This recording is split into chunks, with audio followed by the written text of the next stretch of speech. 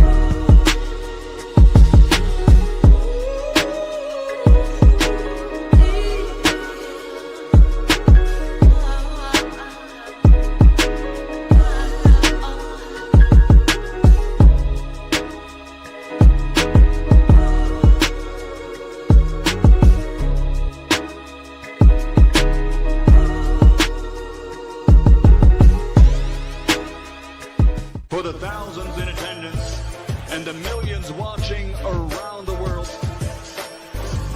ladies and gentlemen,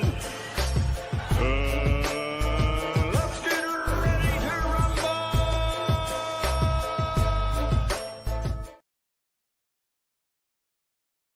Yeah. What's up, family? This is our boy, Coach Malachi in the building. And we back. Too Many Podcast, man. We back up in this BI, man. Too Many Podcast. We are back. Happy, what? The day is Wednesday? Yeah, I think the day is Wednesday. Yeah, the day is Wednesday. I did this shit yesterday.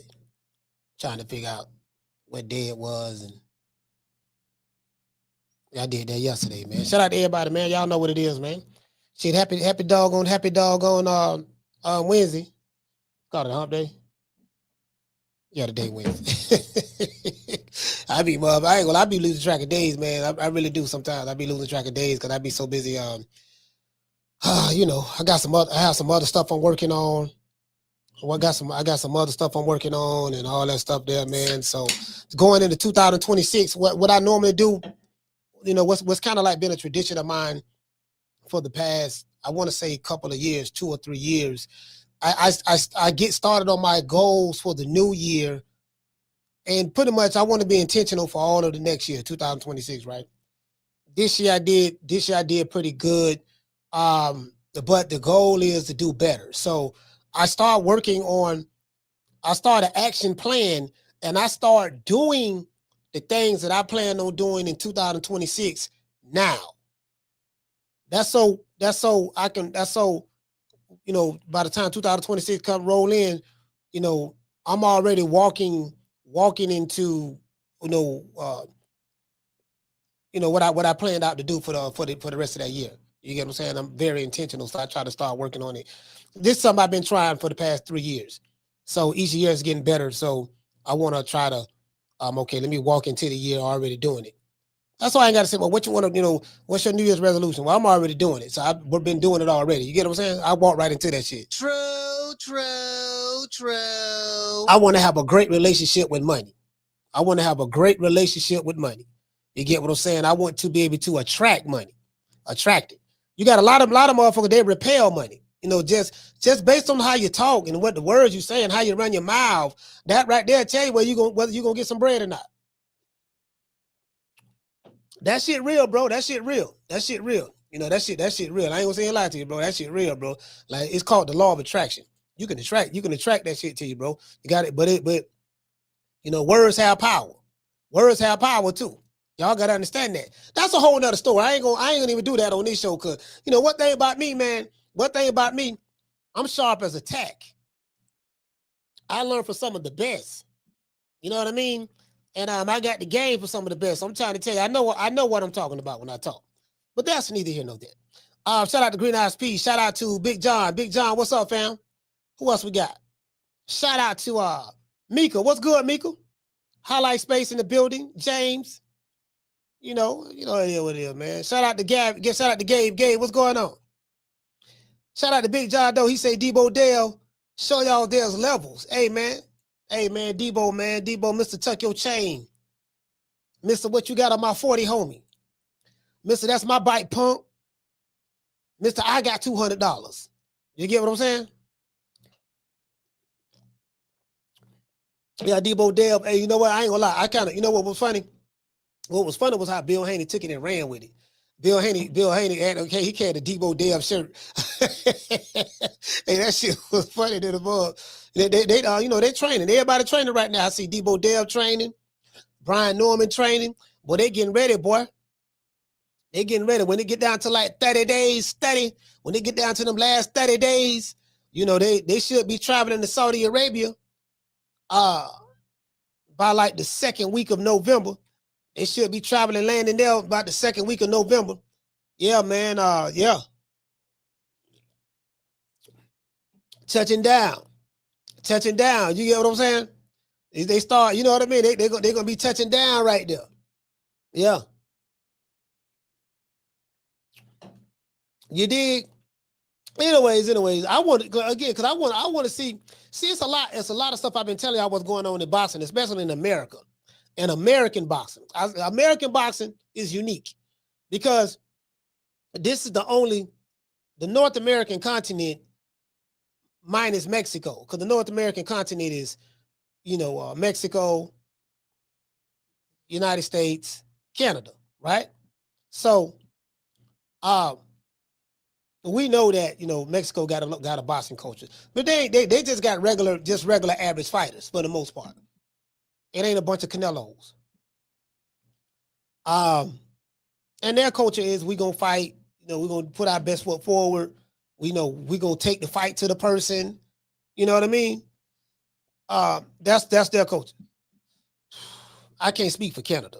I ain't gonna lie, I can't speak for Canada. America, we had like I said, a hell of a boxing culture. But, you know, that boxing culture is gone. You know, boxing culture in America has been replaced by social media,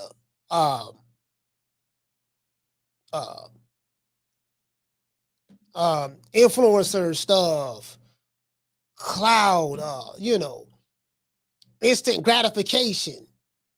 See, this is the instant gratification era as well, right? If you look at boxing as a whole in America, because America, you know, what's going on now, people want instant gratification and stuff like that. Boxing, there's no instant gratification in boxing. Do you get what I'm saying? So you have the instant gratification culture, which is what social media brings versus boxing. And when you look at it like that, it's like, you know what? Yeah, man, you know, it's all about, you know, who got swag, who got how many likes you got, you know, how many followers you have. Did your video go viral? This is where we at in boxing right now. And this is the level of excitement that someone like a Jake Paul brings to boxing because ta-da. You get what I'm saying? But the question I had was sitting back looking at the landscape and all that stuff that was going on in the sport. I saw an interview that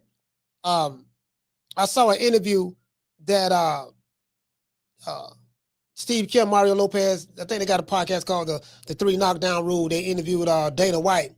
And I watched that interview and what Dana White was saying, what he's going to do with TKO boxing, what the plan is, what's going on.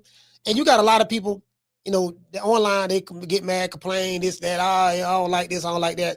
Those guys are the perpetual complainers, right? That's it. Like, since I've been on social media, that's pretty much what it is. People go complain, troll, whatever. And that's what they do. Some of these niggas, they just complain.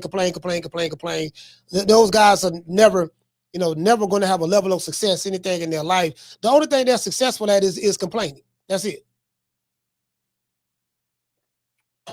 They're successful when it comes to complaining, right? And so me, I'm the type of guy, I try to like, okay, if this is where it's going at, how do I make adjustments? Like, how do I adjust my perception, my worldview, how I see things? Did you get what I'm saying? That's pretty much, I mean, that's where I'm at with it. That's where I'm at with making the adjustments. So in a recent interview with Jose Benavidez Sr., we're going to talk about that as well. But the question I have for everybody is this here. After Canelo and Terence Crawford, which fighter will become the face of boxing? You know, talking about, coming out of America. We know there's only really one face, and I always preface things as North America, because I know in Japan it's different. In Japan, it's a new way. Canelo ain't bigger than a new way in Japan. And in the UK, I don't know who that would be in the UK. I don't even know if the UK have anybody that's, I don't know. I don't know. I'll have to talk to the people in the UK. Is there any fight in the UK that's bigger than Canelo? And does Canelo, like, popularity and reach, does it reach over there? You know what I mean? In the UK, is it over there or somewhere? You get what I'm saying? From a popularity standpoint. You get what I'm saying? From a popularity standpoint is what I'm asking.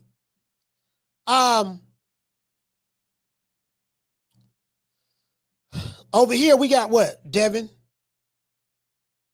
We got a bunch of young fighters, Abdullah Mason, David Benavidez,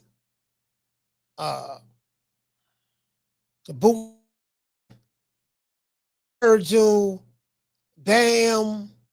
It's a bunch of guys. Some guys they thought that was going to be, some guys they thought was really, really going to be showing up what's happening, and they didn't turn out that way. You had a lot of hype got behind Tiger. Tiger Johnson. A lot of hype got behind a lot of these young guys. They were hyping them up, and a couple of these jitter boys got lost. They got one loss or whatever, and then it's like once they got the loss, they kind of died down a little bit, the excitement or whatever. And there's a couple of them I forgot. We got Jaleel Hackett. We got what's the other dude name? He just signed with man, I forgot. Man, it's some of the young fighters. Somebody say Mama Holyfield, the new face of boxing. Oh no, hell no. Yeah, the kid also this and that. I think that face of boxing thing is dead. I think once Canelo, after Canelo, that's it. I think after Canelo, that's it. That's gonna be it for that. You get what I'm saying? It ain't Tank. Tank ain't, Tank is a special guy. So he like he said, Tank said in the video, like he said, I ain't no face of boxing. I'm just here. I'm just a guy. I'm just a guy that boxes. That's what he said. So he right about that. He ain't no face. So no matter how much his fans say he the face, your own guy saying he not the face. So he told y'all that. Even though before that he said he was the face. So you know how that he be switching, flipping and flopping. But yeah, he's an influencer boxer now. We gonna put him in the category with Ryan Garcia. I mean, but even Ryan Garcia haven't done that yet. You know what I mean? So at least he's still having real fights. So yeah, so other than that,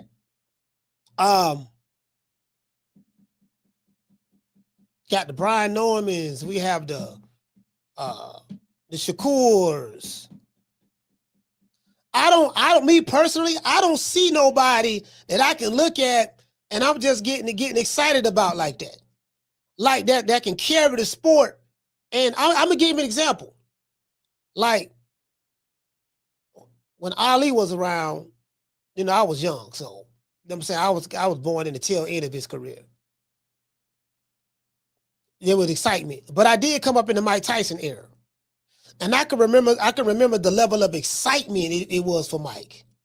Like people got excited when you said Mike Tyson. He, the Jacobs, I think Mike Tyson's business, his handlers, I think Jacobs and another guy after after Custom Auto passed away. I forgot, you had Jacobs and the other white guy, right? They did a great job in building them and marketing them after Cus passed away. They got him in Mike Tyson Punch Out video games. They did that. He was a global brand. Mike Tyson was. Nigga had Mike Tyson. Man had Punch Out. The man had Mike Tyson Punch Out. Everybody, I don't know, bro. That's when Nintendo was popping. That right there, Nintendo was jumping with Mario Brothers and stuff like that. But if it was one thing that kind of like took them over the top, because we had Atari, Nintendo, then they had ColecoVision, had some other stuff. But that Mike Tyson Punch Out was huge. Like, you get what I'm saying? Like, yeah, he was that. And so you had that era, Mike. Then Oscar was, Oscar De La Hoya, the Golden Boy, but he wasn't big like Mike Tyson. He wasn't big. Oscar wasn't big like Mike. Not like Mike. Mike was that guy. Then Floyd, came through, and Floyd didn't become big until after he beat Oscar De La Hoya. You know what I mean? He became money made like a fighter, a couple of fights before that, but he still wasn't moving the needle like that. Then after he beat Oscar De La Hoya, he came up with a blueprint to keep it up there, and he did well. He did well for that. But it was different from Mike. It was more Floyd. It was different. It was different, right? And then of course Floyd made money, broke financial records and all that stuff there. But and then it's like after Floyd, bam. And we had a study ship of Canelo. After Floyd, then Canelo. So Canelo kind of gave it a little, kept it, gave it some relevance, right? He kind of gave it some relevance.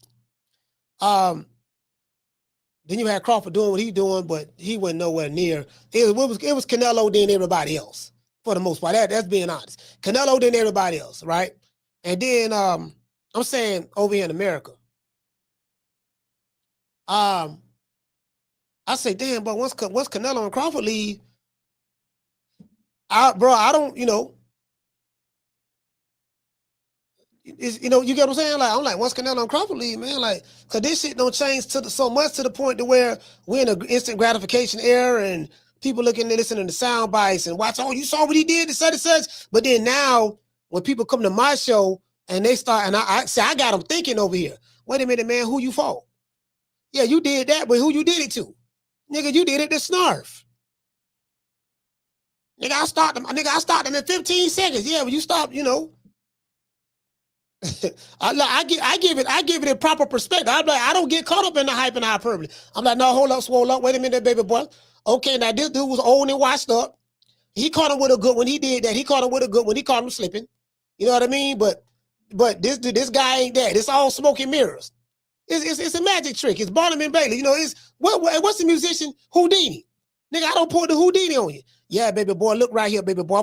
I got a hat. I'm finna put the rabbit in the hat, baby boy. You see the hat? Look in the hat. Now put your hand in the hat. You see what I'm saying? You feel the bottom of the hat? Okay, cool. Now, baby boy, you see this white bunny rabbit right here? Yeah. All right, I'm finna put the white bunny rabbit in the hat. Then I'm going to cover the hat up. Then I'm going to say in front of your face. Then I'm going to say abracadabra, tap it with my wand. And then I'm going to pull the sheet from over it. And then you reach your hand in there seeking you find the rabbit. You get what I'm saying? True. I'm like, man. Anyways, in a recent interview with Jose Benavidez Sr., and that's what Jake Paul doing. Jake Paul doing that right now. You know what I mean? Jose says Canelo Alvarez is worn out in boxing life. Let me repeat. In a recent interview with Jose Benavidez Sr., Jose says Canelo Alvarez is worn out in boxing life. Now check this out. Now, Jose, you did say that Canelo was going to knock Crawford out and do A, B, C, and D. Then once your prediction became wrong, now you're saying that he was worn out. True. Hey, Trey, this is what I be talking about. You can't beat him. You can't beat him.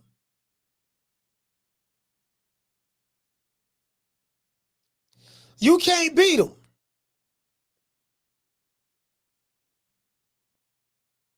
Bro, like, hold on. What you say, fam? He said Roll is a 2-division champ despite having beat no good fighters, making more money than some legends. Nah, I mean, not really. Roll ain't making more money than the legends. I mean, he probably made a good little change fighting on Turk out a sheet card, but he ain't making no more money than the legends. When you factor in inflation, he's making about the same or whatever. He probably making less than the legends. More than likely, because Roll ain't making no big money like that. His biggest payday probably came from Turk out a sheet, and Turk out a sheet can't break no bank with Rollo Romero. If you factor in inflation from, let's say, the 80s, what was the equivalent of a certain amount of money in the 80s than it is today? It's the same thing, damn near the equivalent. Yeah, but Roll yeah, not Roll ain't shit. Roll ain't making no money like that, and that's just being real. You get what I'm saying? He ain't make shit. He ain't make shit fighting Tank. 500 motherfuckers a month. They don't break the bank when the motherfucker fight Tank Davis anyway. Rolly got like 350,000. He got a Bugatti and a coloring book. True. Yeah, that's about it. That's about it. You get what I'm saying? But as I said before, this is what Jose Benavidez Sr. said. Meaning what he's saying is he's been a pro for 20 years. He has 68 fights. This Canelo. He's beaten champions, former champions, and he's beaten undefeated fighters who were highly skilled in that time span. As for Terence Crawford has been a pro for 17 years, not even including his amateur record. He's been boxing since the age of 7. He's beaten champions, former champions, and he's beaten undefeated fighters who were highly skilled in that time span. Both Canelo and Crawford have unified divisions and become undisputed. Some would say they might be the last of the legacy era in America. But then you got Devin Haney. Some people say Devin Haney's doing legacy fights. He became undisputed in lightweight. I think a lot of people give Devin Haney flack because they feel that he did go undisputed. See, this is the argument I see with the pro Devin Haney fans versus the anti Devin Haney, right? The people who are pro Devin Haney fans, they say, well, look, man, Devin Haney won all the smoke. He called out Teofimo Lopez. That's true. He called out Lomachenko. That's true. He tried to fight those guys, years ago, and they didn't fight him. They ducked him or whatever. Did you get what I'm saying? So Devin Haney was trying to get the fight with Teofimo Lopez. Big called him out, wanted to fight him. I don't think nobody will argue that. They got videos of that. Teofimo ran into the arms of George Kambosos. He was negotiating the fight with George Kambosos over there at Top Rank. I think after Kambosos beat Lomachenko, after Teofimo beat Lomachenko, Teofimo wanted, he thought he was this mega superstar because Lomachenko is looked upon by Max Kellerman and is pound for pound #1 over Andre Ward and over Crawford. He pound for pound #1 fighter. He the Matrix.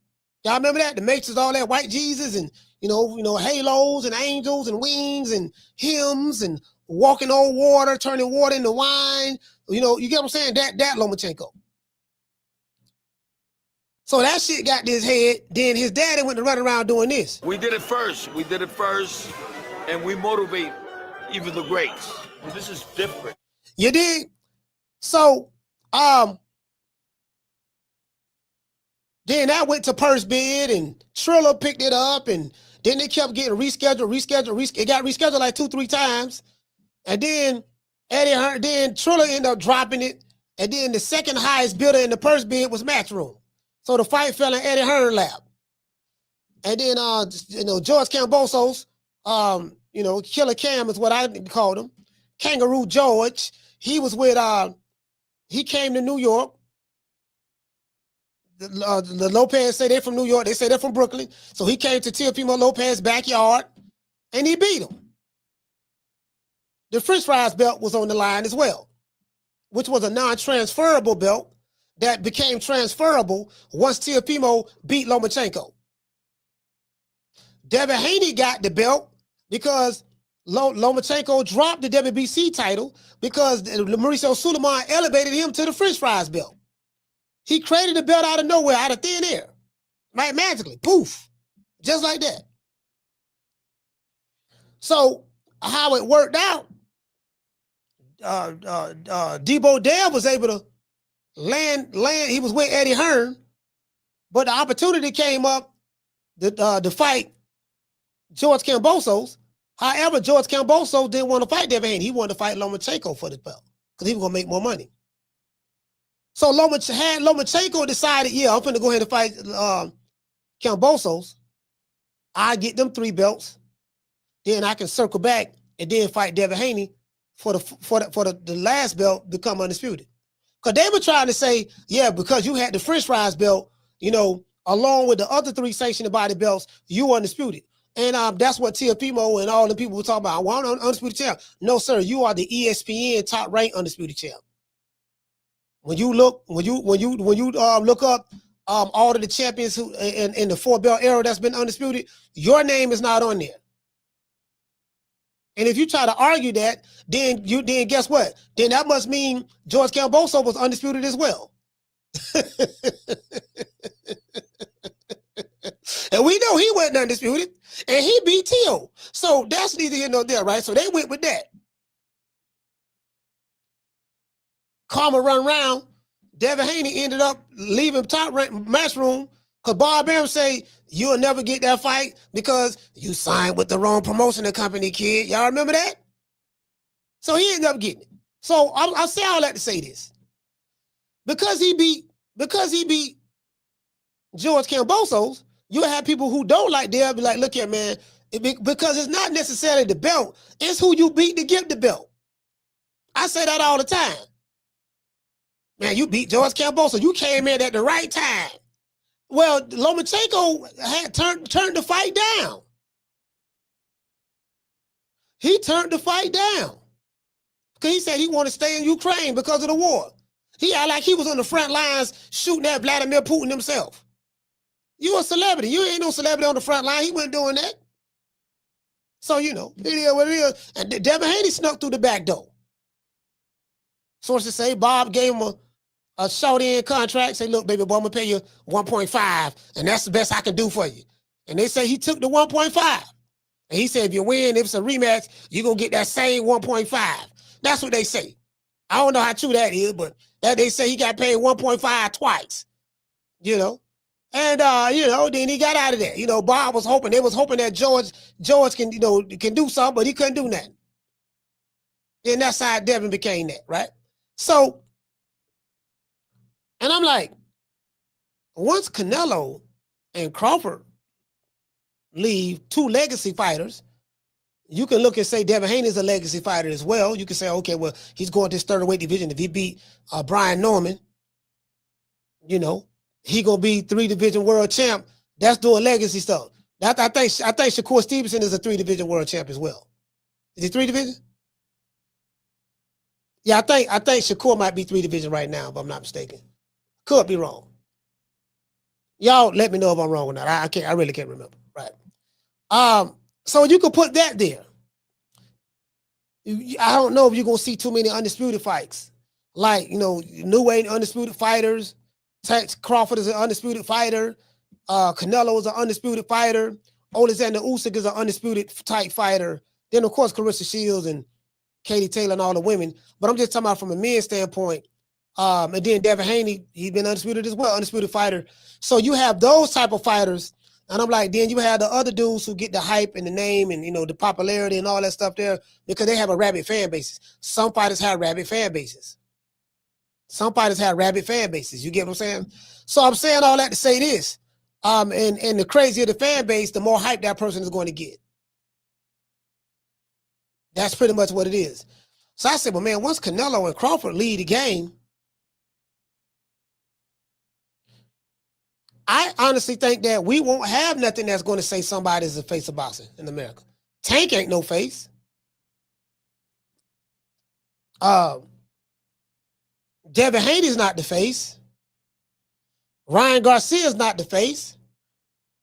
Hell, some would say, more so Jake Paul is more the face of any of these dudes. But I don't agree with that. He's the face of influencer boxing.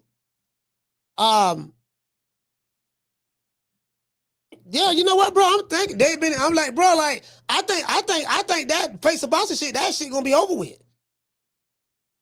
Like, for real, I don't see nobody. I don't see it yet. I don't. You get what I'm saying? Because it got to be something that's something. That's why I brought up Mike Tyson, Ali, and not Tyson. It got to be something that somebody gonna be excited about. Like the Mike Tyson era brought excitement. Money Mayweather era, he brought excitement. Walking economies.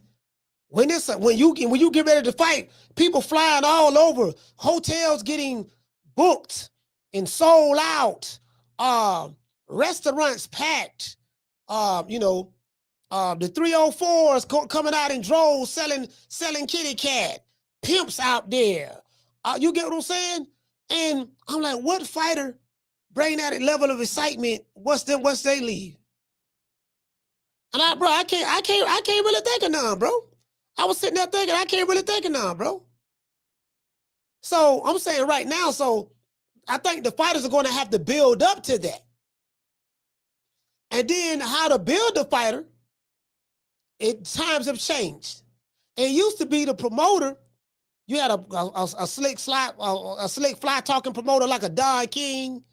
Don King get up there talking only in America, baby. He got the 2 American flags right there. Don King know how to talk to the media. He had people who said good things about him. He had people who said bad things about him. Don King can sit there and handle the media. He had them wrapped around his finger. The IRS, the feds are bringing Don King up on charges. They couldn't convict him in court. I mean, rumors of Don always smiled. He had a personality big as life. Shout out to the Jessica. What's going on, sis? He had a personality big as life. You don't have that with fighters or anything. Or any promoters. I mean, Eddie Hearn, Eddie Hearn, all right. He all right. He ain't no Don King. He all right. He mid. If he was some weed, he'll be mid. I can't sit back and say he a great promoter, but he mid, he all right. But I don't get excited saying, oh, that's Eddie Hearn. That's fast car. Eddie capping again. What this nigga lying about now? And when I saw Don, I was like, man, who motherfucker Don? Because Don gonna say something, how you laughing, this and that. Like, I'm like, damn, we ain't got that, bro. We ain't got that at all. And then the fighters in today's time, they ain't got no personality, really. So if the electricity is not here for you off the ripple, then you couple that, well, okay, how many dudes ain't really got no personality like that? Whether it's the Canelos or the Crawfords or the Dula Masons or the Shakurs or the Haneys or any of the fighters, you name them. Who got a personality that, you get what I'm saying? Everybody just pretty much laid back, cool, smooth, whatever the case may be. I'm just being honest. That's just pretty much it. They just who they are. So I'm like, there's no, damn, you get what I'm saying? Like wrestling, WWE gets it. WWE gets it. But WWE, that's, I remember the WWF. With Vince McMahon, the father had the company. I go back to that. But, I think that's why people love wrestling so much, because it's very engaging. It's, the storylines. It's, you get what I'm saying? But it's a different business model. But as I said before, both Canelo and Crawford have unified divisions that become undisputed fighters. Both fighters are looked upon by their peers. Very important. By their peers as the best of this era. See, that's very key. Both fighters, Crawford and Canelo, are looked upon by their peers as the best of this era. As we fast forward to today's time, I want to know which North American fighter will be the one to pick up the mantle. Canelo and Crawford have some big shoes. Well, anybody who follow Canelo and Crawford is going to have some big shoes to fill. See, you're not going to be able to get a slick promoter from the UK, and just because he say, oh my gosh, oh my goodness, did you see that knockout? Did you see the way he hit Lima Bean? Like, whoa, this is amazing. I'm telling you right now, the rest of those guys better watch out. Yeah, it's going to take more than that. Because when we sit back and look, Lima Bean turned pro at 26. He don't have an amateur career. He 32 years old. What y'all found him at? We did it first, and we motivate even the greats. Wait a minute, that was Jaleel Hackett's cherry? You listen, you stole Jaleel Hackett's cherry?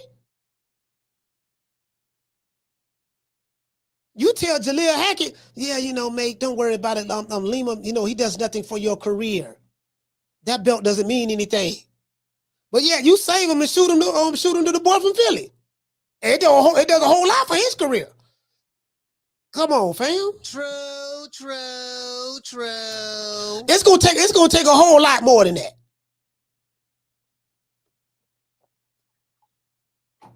Because we're gonna go by the examples of those who came before you. See, we got some examples to look at. We got some Ray Leonard, some Haglers, some James Lifestyle Tonys. We got some Canelo Alvarez, some Floyd Mayweather, some Terence Crawfords, some Alexander Usyks, some in New Age. Like, we got some people we can really, really look at and do a comparison. Say, nah, he ain't moving like Buddy. He ain't moving like any one of them niggas, though. Yeah, he ain't moving like them, dog. Yeah, he ain't moving like that at all. He has a well choreographed career. He ain't moving like that. Yeah, this shit smoking mirrors, baby boy. Whole head cheese sandwiches and mustard. And hot sauce. And devil crabs and all the other shit. You dig? They got some big shoes to fill. The chances of us seeing a fighter, do what Canelo, Crawford, Usyk, and a New Way have done in today's time are slim to none. We already see what American boxing is all about in today's time. Certain fighters are getting crowned the best for beating up fighters who have no amateur record, who turned pro at 26 years old, and motherfuckers that got put in the rankings. Somebody explain to me, how does a guy who turned pro just 6 years ago with no amateur background get put in the top 10 in any sanctioned body? I'll let y'all figure that one out. Influencer boxing fans have taken over the sport. The traditional boxing fans have left the sport. However, we do have fighters like Shakur Stevenson, Devin Haney, Abdullah Mason, Brian Norman Jr., Book Sidis, Virgil Ortiz, Raymond Ford, Oshaki Foster, Cool Boy Steph, Bam Rodriguez, David Benavidez, the Jaleel Hackett's, the Keith Colognes, the Cam Walkers, the Sebastian Pandoras, and any other fighter that I may have forgotten, because there's too many to name. Tank Davis isn't on the list because he's a prize fighter who's on record stating that he's looking for the easy way out. Look, man, I ain't no face box, man. I'm just a guy who boxes. That's what he said. Last interview, I got it. The Jake Paul press conference. I'm saving that because you got to, because some of these Tank fans, they're real special. So you got to save shit for them because they would knowingly know that Tank said something. They'll lie and say he didn't say it. So I got to always keep those receipts. That's why I keep that Wallow and Gilly interview. When they go to talking to playing, no, this is what Tank said right here. And I push play. Me, the fans, be feeling like you're not getting the fights you're supposed to. But we know Tank can fight anybody. Why is that? For me, we want to see you fight Lomachenko. We want to see you fight Teofimo Lopez, Devin Haney, or anyone around in the weight division that say they're the four kings. We want to see you fight them. When we gonna see it? To be honest, I don't, I can't tell you, that's some real shit. That's some real shit. Wait a minute. When was the last time you went in there and said, I want these niggas, man? To be honest, I ain't never said it. See that right there. That's the end all be all argument. I just play that. All right, next subject. Let's go to the next. Let's go to the next subject, y'all. Y'all don't lost that one. I ain't gonna. I do one shot kills. I'm sorry, I don't mean to say that on YouTube, but yeah, I'm like me. I go straight for the hit. Yeah, I ain't finna. Yeah, dog. I ain't finna be sitting here going 12 rounds with your dog. I got one hit of quitters over here. One hit of quitters is what I got. I got one hit of quitters over here. I'm finna let me go pull this shit up. Hit the nigga with this one right quick. Bam, bam. Hit him with a mean two-piece. Fight over with. Referee don't jump in. Way to fight off. It's over. The corner don't through the towel lane. It's over with. True. Yeah, this shit quick. This shit quick. You know what I'm saying? But that's why I ain't got him on the list. Ryan Garcia is an influencer boxer, similar to Jake Paul. So, you know, outside of him being a bigot, popping dirty, being an Instagram model, selfie king, you know, I can't take him serious at all. Jake Paul appears to be on track to become the new face of American boxing. Why do I say that? Because most of the American boxing fans online are influencer, influencer boxing fans. That's the instant gratification crowd, the cloud, that they get starry-eyed. Like the little kid, I told you I had a neighbor live next door to me, right? They moved to Virginia. But they had 3 kids. And their kids used to be over here playing with my kids, right? And one of the kids was like 11 or 12, something like that. And this is 2021. This is around the time I started this boxing podcast. Well, it was like 8 months after. 8 months after. It was over there on my patio playing with my kids. And kid walked up to me. He said, you got to come out. My daughter was telling her, look, my dad got a boxing podcast, this and that. He said, you got a boxing podcast? And his eyes was all wide. You know, little white kid, you know what I mean? He playing with my kids. His eyes was all wide. And, you know, he got 2 little brothers. They bad in the motherfucker. But, yeah, you know, he's like, yeah, you got a boxing podcast? I said, yeah, kid, I got a boxing podcast. He said, do you know Jake Paul? And I saw the glee in his eyes. I saw the glee in his eyes. Do you know Jake Paul? I said, yeah. I mean, yeah, I know. Yeah, I know Jake.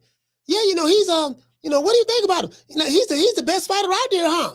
Like he's the best. Jake Paul is the best. He'll beat all the, and I was like, huh? This is around the time. I think this is around the time when he knocked out Nate Robinson. He knocked out Nate Robinson to somebody, right? Somewhere around there. He had what year that was he knocked out Nate Robinson? He had to knock out Nate Robinson, man. Man, this kid coming up to me, looking all starry-eyed, talking about, yeah, look what he did to Nate and all that stuff there. And I think he might have knocked out Tyrone Woodley around that. No, he knocked out Tyrone Woodley. No, that was Nate Robinson. That was Nate Robinson. That's who it was, Nate Robinson. It was around that time. I was like, oh my God. Little did I know, I didn't know that Jake Paul would still be here this strong in 2025. Like, man, this motherfucker, he don't shit. Like, he taking this shit serious. They got him ranked and everything. But I couldn't break his heart. I was like, you know what? He 12, so if he was 13, he can get it. True. If he was 13, he could. If he was 13, I would have gave it to him. But if he was 13, I probably would have hurt it. I probably would have hurt that kid feeling. I said, look here, baby boy, check this out, fam. Look here, baby boy. Jake Paul ain't no fighter. That's one. You see what I'm saying? And where your daddy at? Do your daddy watch boxing? Where your daddy at? Is he at home right now? Let me go talk to your daddy. Come on, let me take you over here and talk to your daddy. And let me tell him, you know what I mean? Jake Paul ain't no fighter. Did you know that? This man is a Mickey Mouse guy. He came from Disney and Divine. Y'all remember the app, Divine? One time for Divine. You know what I mean? All that stuff that Divine. He came from that. This man ain't no real fighter, man. He's the real fighter. But I ain't want to break his heart. I said, you know what? I ain't want the man going home crying. And, you know, then I got to whoop his daddy up. His daddy might get mad. Why you made my son? You know, I ain't want to go through all that. Because we neighbors. You know, I ain't want to go through all that. You get what I'm saying? So True. Yeah, if he was 13, I would just had to tell him, look here, man. Yeah, man, I ain't look here, bro. You know, I ain't want to do it to him, though. You know.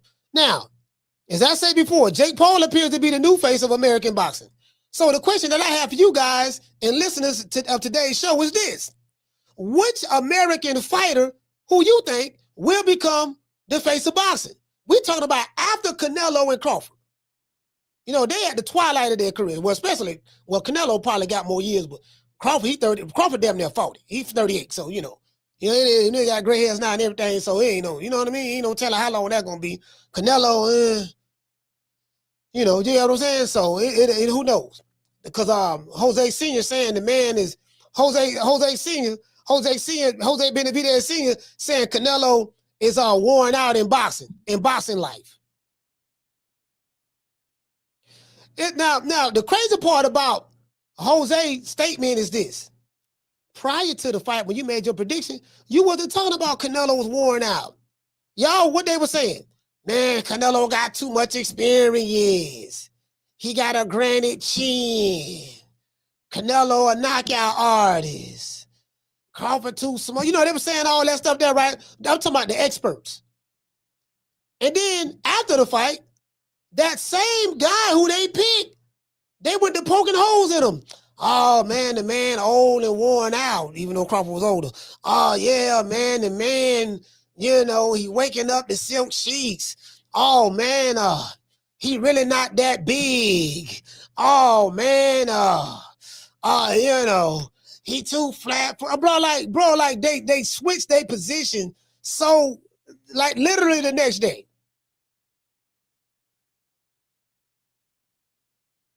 Somebody said Keyshawn. Is Keyshawn still box? I heard Keyshawn retired.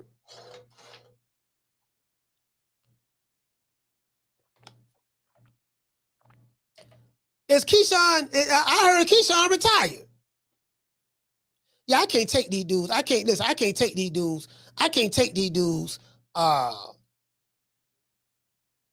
Serious. These jitter boys be hollering about they retired. Yeah, nigga, I don't retire. Ain't nobody. I think they do it for attention. I think they do it for attention, right? Because we remember when T.O. said he retired, Shakur said he retired, and then they don't get the attention they want. They think when they come out and say they retired, like, nigga, don't nobody care about you niggas hollering about y'all retiring. They think somebody gonna come out and say, no, it's gonna be a huge outrage on the media. No, don't retire. Oh, he said he gonna retire. Nigga, I don't care. Somebody hit me up. Man, coach, you know, Tank said he gonna retire. I don't care. He ain't fighting none of the niggas I want to see him fight anyway. So it's just like he retired. You get what I'm saying? You know, these young dudes be hollering about they retired. Fam, I don't care, fam. Leave, good, leave. Go do something else. Go do some, go work out at LA Fitness or something. I don't give a damn. Then they come back 2 weeks later. Yeah, I'm back out of retirement. Man, sir, we don't give a damn. You know you could have kept that shit to yourself, right? You get what I'm saying? He be like, nigga, you 20-some years old hollering about, nigga, you 20-some years old hollering about y'all retiring. I'm talking about any of these fighters that do it. You get what I'm saying? So, so we'll see. We'll see exactly. I really don't know. Because we got, Shakur doing his thing, got Devin doing his thing, Brian Norman doing his thing, Abdullah Mason, he doing his thing. He got a fight coming up on the Riyadh season card. I just don't know. Again, I don't know which one of these younger fighters or which one of the guys are going to be able to take that mantle. So far, it's, it's the old dogs holding it down. And you're not going to be able to manufacture it in this era. This era right here, because you got motherfuckers like me sitting around. I'm like, yeah, baby boy, I hear what you're saying, dog. But hold on, who him is again? Who him is? Who him is right there? Who him is right there? I'm sitting there looking like, okay, who him? God, this nigga, what? He was on the Amazon assembly line.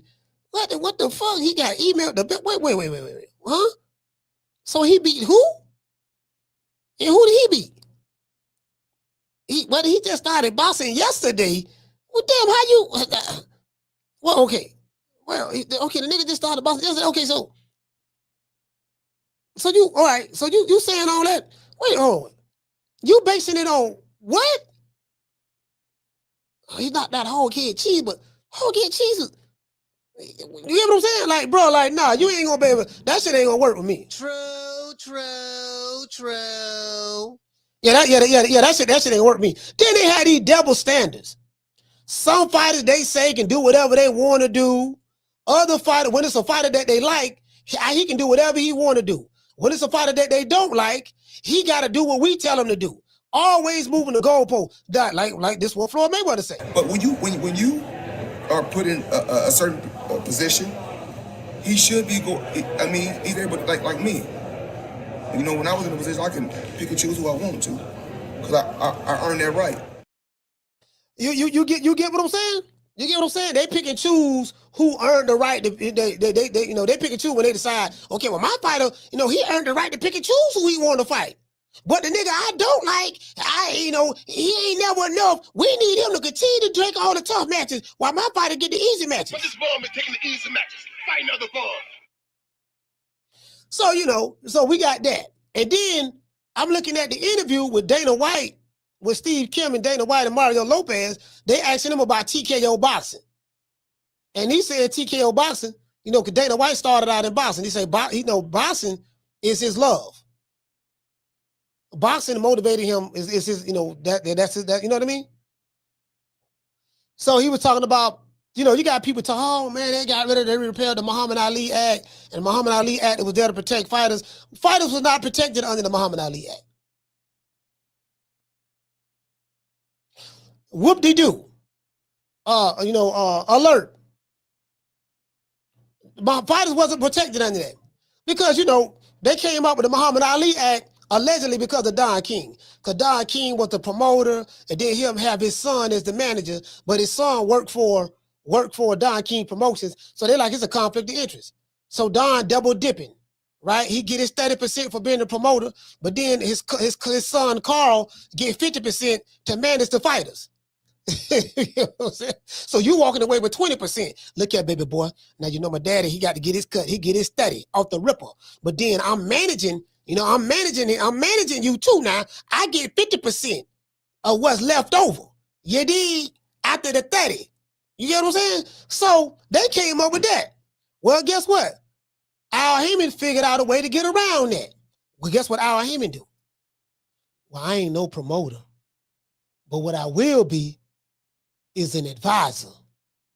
And just like a promotional company that signs a bunch of fighters under their promotional banner, what I'm going to do, I'm going to sign a bunch of fighters under my advisory banner.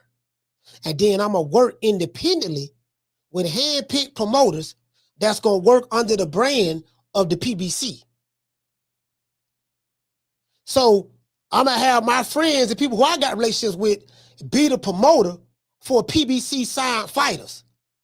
So I'm gonna get my 30% for advisory fee, and then I'm gonna get another cut, from a promotional standpoint through a third party promoter like Tom Brown and Scampson and the Kubas, who I work with hand to hand. True.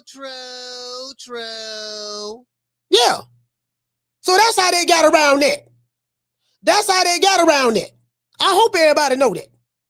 Hey, shout out to the 90s shit. That's how they got around that. Martin say Dana White was an MMA manager before his friends bought the UFC and hired him. Yeah, I know that. I know he was an MMA manager, but I'm saying I'm going by what Dana White said in his interview. He said his first love was boxing. I know that. His first love was boxing, though. I would advise you to watch the interview. Watch the interview, and you'll get an understanding of what I'm talking about. Because he spoke about Arturo Gatti and all that stuff there. And he was talking about how Arturo Gatti, even though, like Arturo Gatti, people took turn whooping his ass. Arturo Gatti was not a skilled fighter. R.I.P. to him and his son. But Arturo Gatti could fight. And he had a rabid fan base, an Italian fan base. They loved Arturo Gatti. So even though Arturo Gatti was getting his ass whipped, HBO kept giving him big contracts. Do you want to know why? Because fans love to see Arturo Gatti fight. They loved it. Arturo Gatti was the modern day Rocky Balboa. Led with his face. Got hit with every punch his opponent threw. Both eyeballs closed. Nose broke. Right jaw broken. Chin fractured. But he was a warrior. He was a warrior. You get what I'm saying? He was a warrior. You get what I'm saying? Like, that was a real life Rocky Balboa right there. You're doing good, Rocco. You're doing good. Hey, I can't see. Where's Adrian? Both eyes closed. In today's time, they call that boxing. Any fighter that show any kind of footwork, who can work angles and jab and feint and manipulate the distance and space with foot feints, head feints, you get what I'm saying? Just parrying shots. Like anybody who doing that, oh man, the nigga running. And then you got real dudes who be running. You got real dudes who running is when you just not engaging at all. Yeah, dog, I'm finna take off, dog. I'm finna run this way, I'm finna run that way, I'm finna run around the corner, dog. Like, fam, is you gonna fight? Is you gonna let your hands go? And cause you gotta sit down on some of these shots. Show the judges that you trying to win, fam. You can fight on the back foot and be engaging. Pernell Whitaker's a perfect example. Pernell let you come to him. He's like the bull in the matador. He was like the matador now. Come on over here. I know you. Come on over here. He gonna be countering your ass all night. Hack up, turning you, weak side, stepping around the weak side. You know what I mean? May put a little probing jab out there, whatever. Great defensively, cat-like reflexes. You get what I'm saying? So, I mean, it is what it is. It is what it is. I really don't know. I think, me personally, I think the days of the stars, the faces, I think that's over with. And you know what? Normally you will have like this one guy that'll carry the sport and bring a lot of money to boxing, like Mike Tyson. Mike was, man, shit. I keep talking about Mike, cause man, but y'all don't Mike was that guy, dog. Nigga, Mike was that guy. Mike was the opposite of Floyd Mayweather. Mike was the opposite of Floyd. Like, you got people in the streets that can bear witness to what I'm saying. Mike will pull up. He's been in Miami with Convertible Burt, them boys out of Carol City. Mike will pull up in a Lamborghini. There's some real, bro. I'm telling you the God's honest truth. Mike will pull up in a Lamborghini in a Lambo in the hood, shoot dice with dudes on right there. No security. He ain't got no security. People in the neighborhoods, the dope boys or whatever, they gonna watch Mike Tyson and make sure nothing happened to him. True story. True. True story. True story. Mike can do that. As big and popular as he was, Mike can do that. He ain't gonna get robbed. Ain't gonna be none of that. Because the hood, the street, they love Mike Tyson.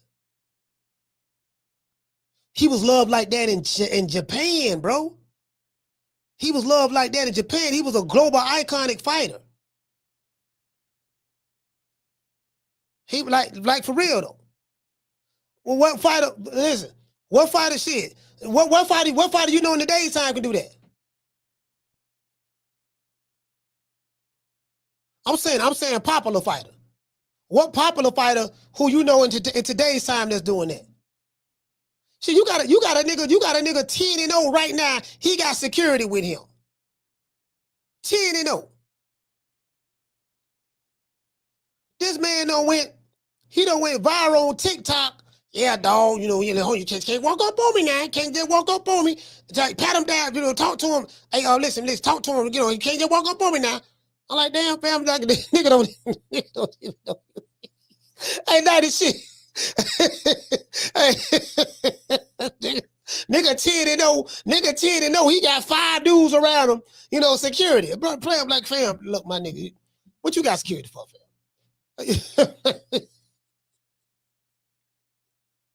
What you got? Hey, Flex, what you got security for, fam? Like for real, fam, my nigga, like, come on. Don't nobody even know who you is, but they but 2 people in here know who the hell you is. You nigga got security. Biggest Mike was, you gonna see Mike in Brooklyn. You gonna see Mike everywhere. Ain't nobody patting his pockets, none of that. Nigga, the motherfuckers nude in the amateurs. He in the amateurs. I had one dude, true story, young fighter. I forgot the fighter name. I think he's from Omaha, Nebraska. Or he used to train with Bo McNamara. I forgot the dude's name. I'm at the Pro Box event in Plant City. I forgot this jitterbug name, man. They say his name was popping at one point in time on social media, but when I got on social media, his name wasn't popping no more. But at one point in time, he was popping, right? So I forgot who the jitterbug was. So Bomac was like, hey, what you say, damn? He say, Mike did not check in. No, he damn sure ain't check in. So Bomac was like, look, he said, yeah, coach, check him out, man. Go, let's check him out. You want to interview him? Young fighter. I didn't know who he was. So I don't be interviewing motherfuckers. I really don't know who they is. You know what I mean? Be honest with you. All right, but Bomac was just telling me to interview and stuff like that. I was like, cool. He had his granddaddy with him. I forgot who this young kid name was, man. But he was trained. Either he was from Omaha or he was being trained by Bomac. He was being trained by Bomac, right? And so we're in the locker room in the back looking at the commissioner. The commissioner makes sure, they watch when everybody's hands get wrapped and all that stuff there. Trainer from the other team watch to make sure nothing nefarious is going on. So after the fights, they see Bomac was there. Coach Red was there. I think was Crawford there? I think Crawford was there. He wasn't there. I don't remember. I think maybe he was there. I'm not sure. But anyways, I'm sitting down, right? So I sit down. Bomac is over there across from me to my left. The fighter that he was talking about is to my left, sitting down right next to me. And Coach Red is sitting right next to me to my right. So I sit down in the middle and stuff like that. A bunch of people back there after the fight is over with. And when I sit down, Jitterbug say, hey, look here, man. I look down and say, yeah, what's up? Yeah, I don't want no interview. I don't do no interviews. You know what I mean? I like to let my hands do my talking for me. That's exactly what he said. True. I say, bro, who is you again, fam? Don't nobody know you, fam. I wasn't even sitting down to ask you for no interview. I don't know you. No, it wasn't Troy Isley. It wasn't Troy Isley. No, it's not Troy. It's not Troy. I don't even know you. His granddad was right next to him. Yeah, bro, I don't even know you, fam. Like, I honestly never heard of you. I never heard of you before. You get what I'm saying? I've never heard of you before. And I'm like, yeah, he was like, so Bomac. So about 20 minutes later, a lot of people in the back, we talking, doing interviews, whatever.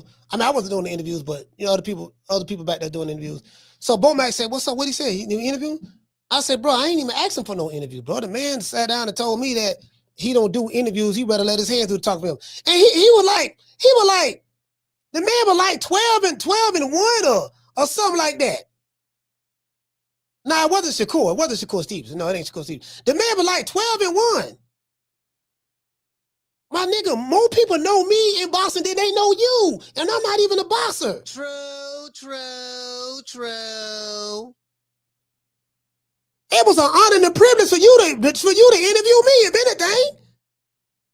Don't nobody know you, fam. Motherfuckers stopping me all in pro box. Coach, man, I watch the show. Ain't nobody stopping you. And you trained by Bomac. True. I'm telling you, listen, I'm telling you what God love.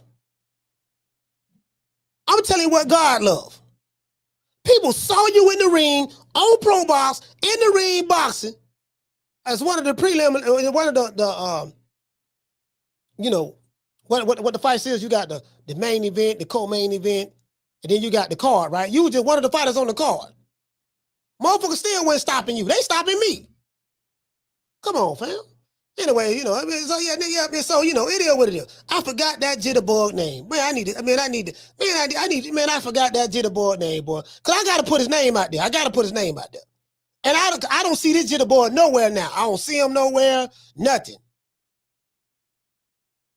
If I say his name, y'all gonna know who it is. If I say his name, y'all gonna know who it is. But anyways, let's get ready to get into the show. Well, you know, I guess I gotta be like everybody else and saying Al Heyman. I can quit my job now, baby. 6 figures, baby. You feel me? I'm about to But a name. Do you have a name? Oh, nah, I ain't got no name, you know. Name them names, man. They know who they is. Name them names, please. The names need to be named. They know who they is. The Mexican monster. Yeah, man, some of these, I don't know, some of these niggas, man, like, shit, damn. You get what I'm saying? Shit, nigga, you don't know how to build your brand or none of that. Don't nobody know who you is, fam. You act like you 19, you act like you 1982, 83, anything 80s Michael Jackson. You act like when you step outside, women running at you, screaming, and you got to run because there's a droves of women come. Bro, you walk outside, don't nobody know who you is. Nobody know you. Anyways, yeah. I just gotta call a spade a spade. Because some of these niggas be getting out. Of line, dog. You gotta look here. I'm like, look here, fam. You know what I mean? Bomac was looking out for you, if anything. Nah, this a black fighter. Young dude, black fighter. He probably about 25, 26, somewhere up in there now. I forgot how old this jitterbug was, man. Damn, Bomac trained him though. He over there with Bomac, the black fighter, young black fighter. I'm trying to think. I know his name. If I see it. I don't even remember his name, bro. I don't even remember his name. I don't even remember his name, bro. I don't remember the guy. I don't remember his name at all. Shout out to Dr. Tony.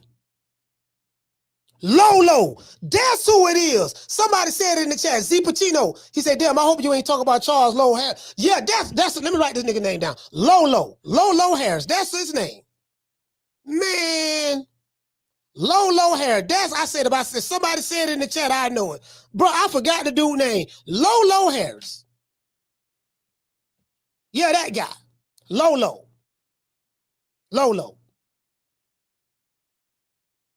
I'm telling what God loves. Lolo. Like for real. He say Lolo Cole. I ain't never heard of him. I'm just saying, if he cold, ain't nobody making videos about him. Ain't nobody talking about him. I'm just saying. Calling a spade, fam. True. Yeah, I'm calling a spade. I ain't never heard of the nigga. You know, this ain't me shit. No, I'm telling you exactly what happened. Bomac could tell you. If you remember, we were right there. This that pro box. I'm dead ass it. That's exactly what happened, bro. I'm like, man, I don't know. Bro, ain't nobody talk about this nigga. Ain't nobody. So if he cold, he must be cold all to his goddamn self, because I ain't heard of him. Nobody talking about him right now, but somebody in the chat just brought him up. So anyway, you know, I just call a spade. You know what I mean? It is what it is. Anyway, man, shout out to everybody, man. I'm finna get ready to drop these phone lines in a minute. Shout out to Dr. Umar Johnson, the 10 runners of PYTs, the honey dips, and the snowball. Hey. Yeah. Oh, that looks good.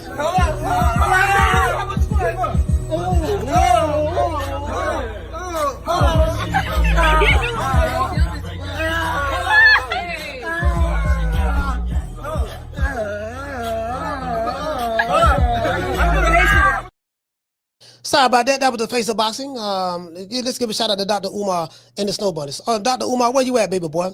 Baby boy, where are you at? See her eyes shining, she's my snow bunny, please. In the winter light, so she's my sweet Dr. Free. Talk to my nose, this love has got it so raw. Make you move, stepping out of control. Snow bunny, moving on the bar.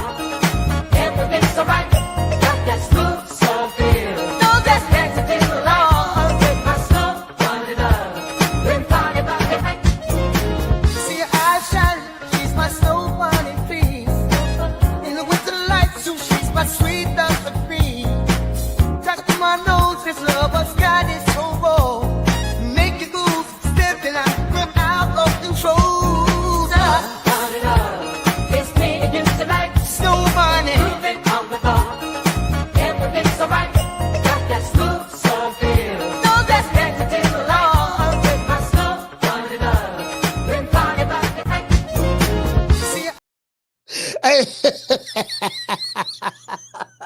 the sisters don't like Snow Bunny Love.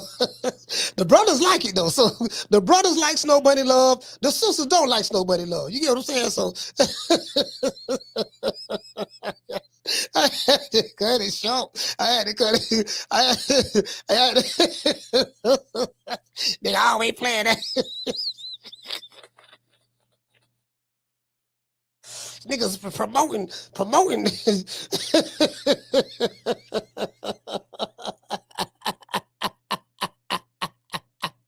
Hey, man. That's wrong, that's wrong. He did nothing to you. Hey, man, it is what it is. I just be, you know what I mean? Hey, I just be trolling though. That shit be hanging. Hey, that song here, jam though. You say what you want to say. That's a hit. That's a hit record right there. That's a hit right there. Listen, if they ever go on tour with that song, I'll go to the concert. I'll buy a ticket for that. Me, and the rest of my Puerto Ricans. I felt like a Puerto Rican in this hair. I felt Puerto Rican. Y'all know I love me some Puerto Rican. I felt Puerto Rican in this. Rican. And you get what I'm saying? Listen, as long as you ain't doing as long as you ain't buck dancing, as long as you ain't buck dancing for butter biscuits. Oh, Miss Hillary. Oh, so good to see you, Miss Hillary. I love you, Miss Hillary. Welcome to TV1. Oh, Lord. I dance with Massa. I dance with Massa. I dance with Massa. I dance with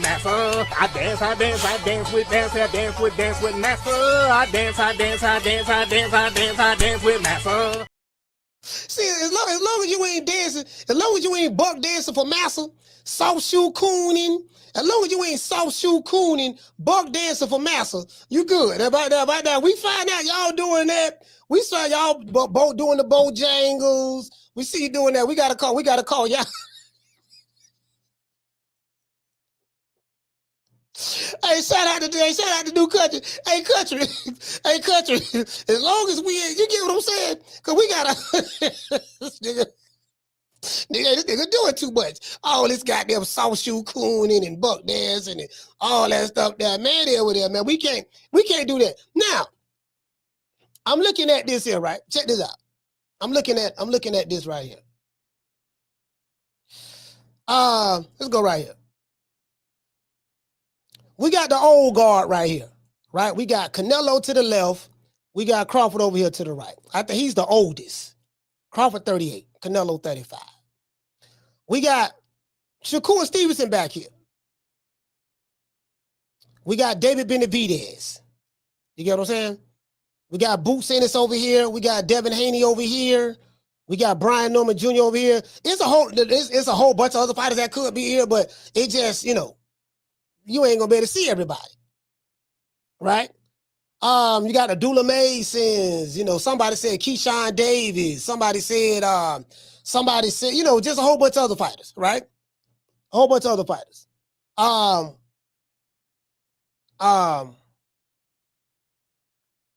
I'm trying to see. You got I said Shakur. Who else we got? Who's some of the young fighters we got? Jaleel Hackins. We got Keith Cologne. We got the young jitter boy Keith Cologne. He out of Jersey. We got it's a bunch of them. It's a Oshaki. We got Raymond Ford. We got Caleb Plant's still around. I guess he's still around. You know what? Like some of these fighters who've been out of the ring for like over 2 years. It's like if you fighting once a year, that's one thing. At least we know you gonna fight every year. It may only be once, but you gonna fight every year. We know that. But like some of these guys, like the Charlo, we don't know what's up with them. They've been boxing 17, 18 years. Jamel turned pro in 2007. Jamal turned pro 2008.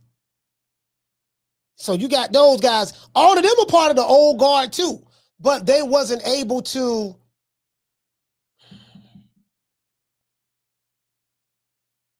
I would say this. I'll say that, okay, Canelo and Crawford still around. You know what I mean? Like, they still here performing at a high level at this age. at this age. You get what I'm saying? So, the younger guys, Benavidez, I like Benavidez. And it's not about, for me, it's not about being undefeated and all that stuff there, because, some of my favorite fighters have losses. A loss doesn't define the greatness of the fighter. Like one of my favorite fighters, James Lightside Tony, he got like 10 losses because he fought a long time. But James Tony had skills. Like, even when he lost to Roy, he had skills. And then even when Roy fell off a cliff, because Roy was very, very talented. One of my favorite fighter at that time was Roy Jones in the 90s. That was my guy. I love Roy Jones. You know what I mean? Florida boy. I'm going to ride with Florida 7 days a week, twice on Sundays.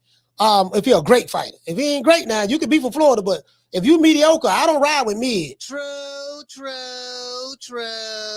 I'll rock with you, but it ain't gonna be no, you know what I mean? I'll rock with, like, you from Florida, but we're gonna get behind you, but we understand there's levels to it. You don't have the skill set. Roy had that skill set from a talent standpoint, but Roy Jones did not have the fundamentals.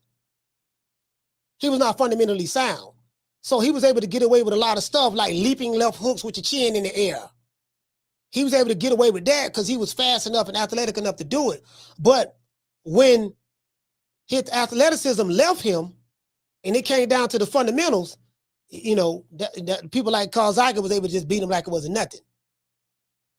Antonio Tarver was able to knock him out. Glenn Jones and, was it Glenn Jones, Glenn Johnson? I forgot the dude's name, but y'all know what I'm talking about. He just, you know what I mean? But James Toney was still whooping motherfucker. Like, he beat Jirov. Baddest motherfucker Ukraine, come out of Ukraine at that time.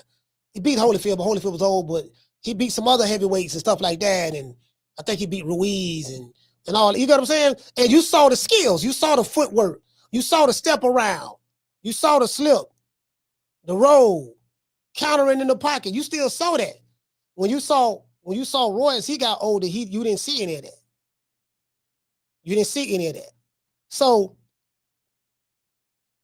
and it took me years to really break it down and acknowledge it. I said, you know what, man, Roy was my favorite fighter. But even though he beat James Toney was the better overall boxer. He was a better overall boxer. Do you get what I'm saying? Because I'm looking at, like, the fundamentals.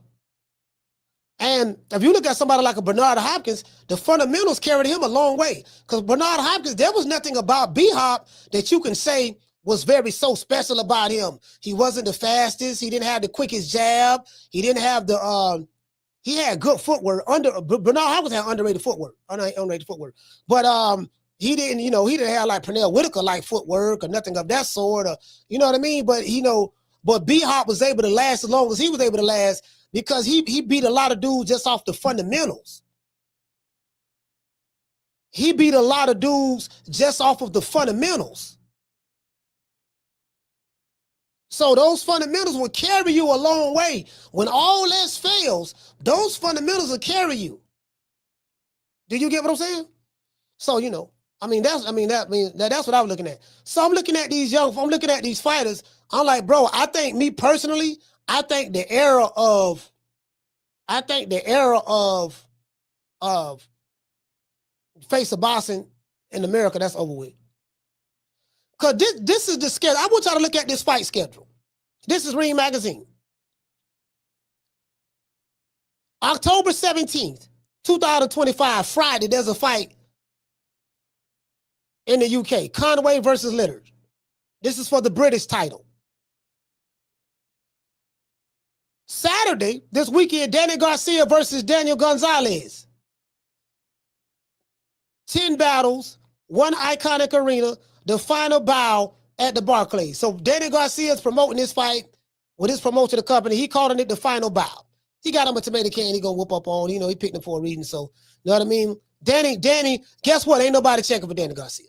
Just being honest with you. Nobody. They ain't nobody checking for Danny Garcia. He had his heyday. He was under the PBC banner. The PBC dead now. They over. It's over with for them. And Danny, you know what I mean? But God bless him. God bless Danny Garcia. And I think this fight, is this fight on pay-per-view? It better not be on pay-per-view. How do you watch this fight? Who will win this fight? Let me go in and Danny will win. Yeah, Danny gonna win. He gonna win by KO. Yeah, he gonna win by knockout. I'm picking Danny. You get what I'm saying? So that's it right there. We got Danny. So that's what's this weekend. That's what we got to look forward to this weekend. We got Danny. Then we got some women boxing on Juarez versus Neri Plata. So we got that right there. Then next weekend we have Joseph Parker versus Fabio Waterley. Now on paper this looks like it's a good fight. Main event, Queensberry. I like this matchup right here. Then we got Frazier Clark next Saturday as well. Frazier Clark, he's on Boxer. This is for the British title. Frazier Clark versus TKV. Okay. Then I think this is in the Philippines. We got the IBF Strawweight Championship fight in the Philippines. That's on us next Sunday. Then we got something going down in the Philippines again on a Wednesday. So why am I showing y'all this? Ain't nothing going on here in America. True. November 8th, we got Virgil Ortiz. We don't spoke about him yesterday. He ain't got no fan base like that. There's no excitement about him right now. None. Floyd Schofield is fighting on the undercard. I think he the co-main event. He fighting JoJo Diaz. So we ought to know what this is. They feeding an old dog to a young dog. JoJo Diaz is there to get the check. His kid gonna beat him, get a name on his belt. He got two names. I beat Tevin Farmer. I beat JoJo Diaz. Those guys were champions. You get what I'm going at? Those guys was former champions and this and that. And my son beat those guys. Those guys have years of experience. Yeah, but that's an old dog that's out the pasture. What I told y'all. It ain't, when you win a belt or beat somebody, you might be the name, but it's when you fought him. Did you fight him in his prime? No. If the man 7-8 years past his prime, yeah, you got the name on your resume. But come on, fam, we know what it is. True. They taking turns kicking JoJo Diaz ass right now. Anyways, that's neither here nor there. Yeah, so yeah, I mean, yeah, I think that's it. I think that's it right there. And then November 14th, you got a spectacle fight. Celebrity boxers. You got an influencer boxer. You got celebrity / influencer boxer Jake Paul versus celebrity / newly influencer boxer Tate Davis.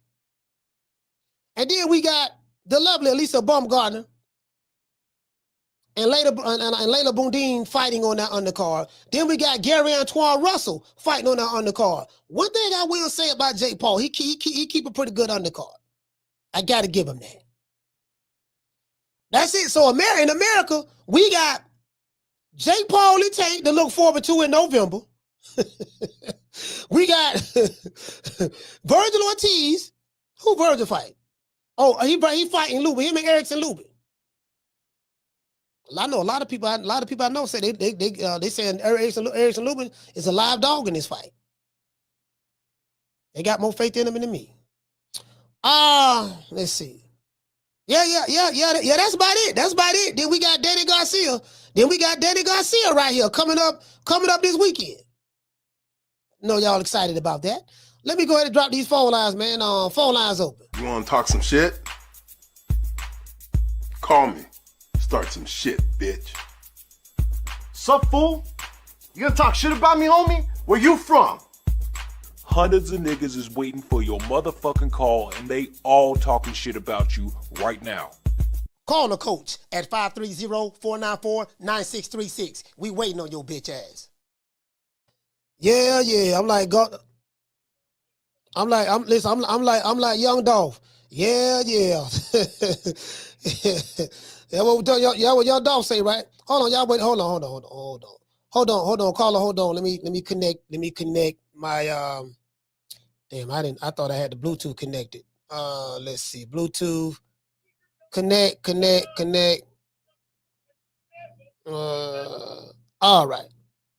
All right, we connected. All right, caller, what's your name? Where you calling from? Hey Mo, what's good with you, Slim? I'm gonna be honest with you. It is. You say there's no way. I disagree with that. And who I'm gonna say is it's got to be Boots. Boots is the only way that you can create the next. And you talking about an American pay? What happened? An American pay-per-view star, correct? No. I'm not talking about pay-per-view. That pay-per-view dead. That's over with. No, you talking about the next American star, right? Yeah. Not pay-per-view star, but just like next superstar. Yeah.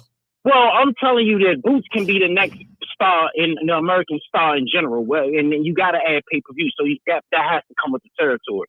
So what I mean by that is, so it's got to be Boots. And the reason why I'm gonna say Boots is because Boots is from Philly. Boots have all the attributes they say he has. Boots is in a perfect division where he can fight 54, 60, and max out at probably 68, maybe 75. We don't know. He had all the boxes there. You had Virgil. He's gonna represent Mexico. You got Xander Zayas. He's gonna represent Puerto Rico. You have a lot of Eastern Europeans. You got Chris Eubank Jr. You got Conor Benn. He can easily get those fights based off of Eddie. You dig what I'm telling you? So the avenue for Boots to be the man is there. Mm-hmm. Now it's about him taking the risk. You dig what I'm telling you? He's from Philly, so you got the pizzazz, he got the swag behind him. He don't got a great mouthpiece, but he got enough where he can sell it. So you dig what I'm telling you? He's selling out Philly. That's half the battle. He got Wallow and Gilly. Everything is there for Boots to be that guy. But you gotta get that motherfucker out of bubble wrap, Slim. You gotta get him out of bubble wrap. And this is what I'm gonna also say. And Eddie can cut Ronald Trump the check for this invoice. What he needed to do is clout chase Jake Paul. Be like, all right, man, enough of this fake ass shit this motherfucker doing, man. At the end of the day, Slim, if he gonna fight little ass Reggie, you might as well fight the so-called the next king of the motherfucking boxing and just clout chase him until this motherfucker has to fight him. You dig what I'm telling you? So everything can be like, I'm gonna attach my name to Jake Paul. So when Jake Paul make these garbage ass fights, people gonna ask, well, why you ain't fighting the motherfucker from Philly named Boots at 54, 60? How come you won't fight Boots? That's all he got to do. The avenues is there for Boots to be that motherfucking guy, Slim, but he got to get out of that bubble wrap, Mo. He got to get out of bubble wrap. I would say Virgil, but Virgil ain't that type of guy. Virgil more about, he blue collar, Slim. Virgil's going to knock you out about his business, go play a guitar and chill the fuck out. He ain't for all that. But Boots he wants that limelight and it's there for him. But I'm going to hands down say Boots, and it's there. But that's all I got for you, Slim. All right, salute, fam. Hey, Ron Boy make a valid point. You know what?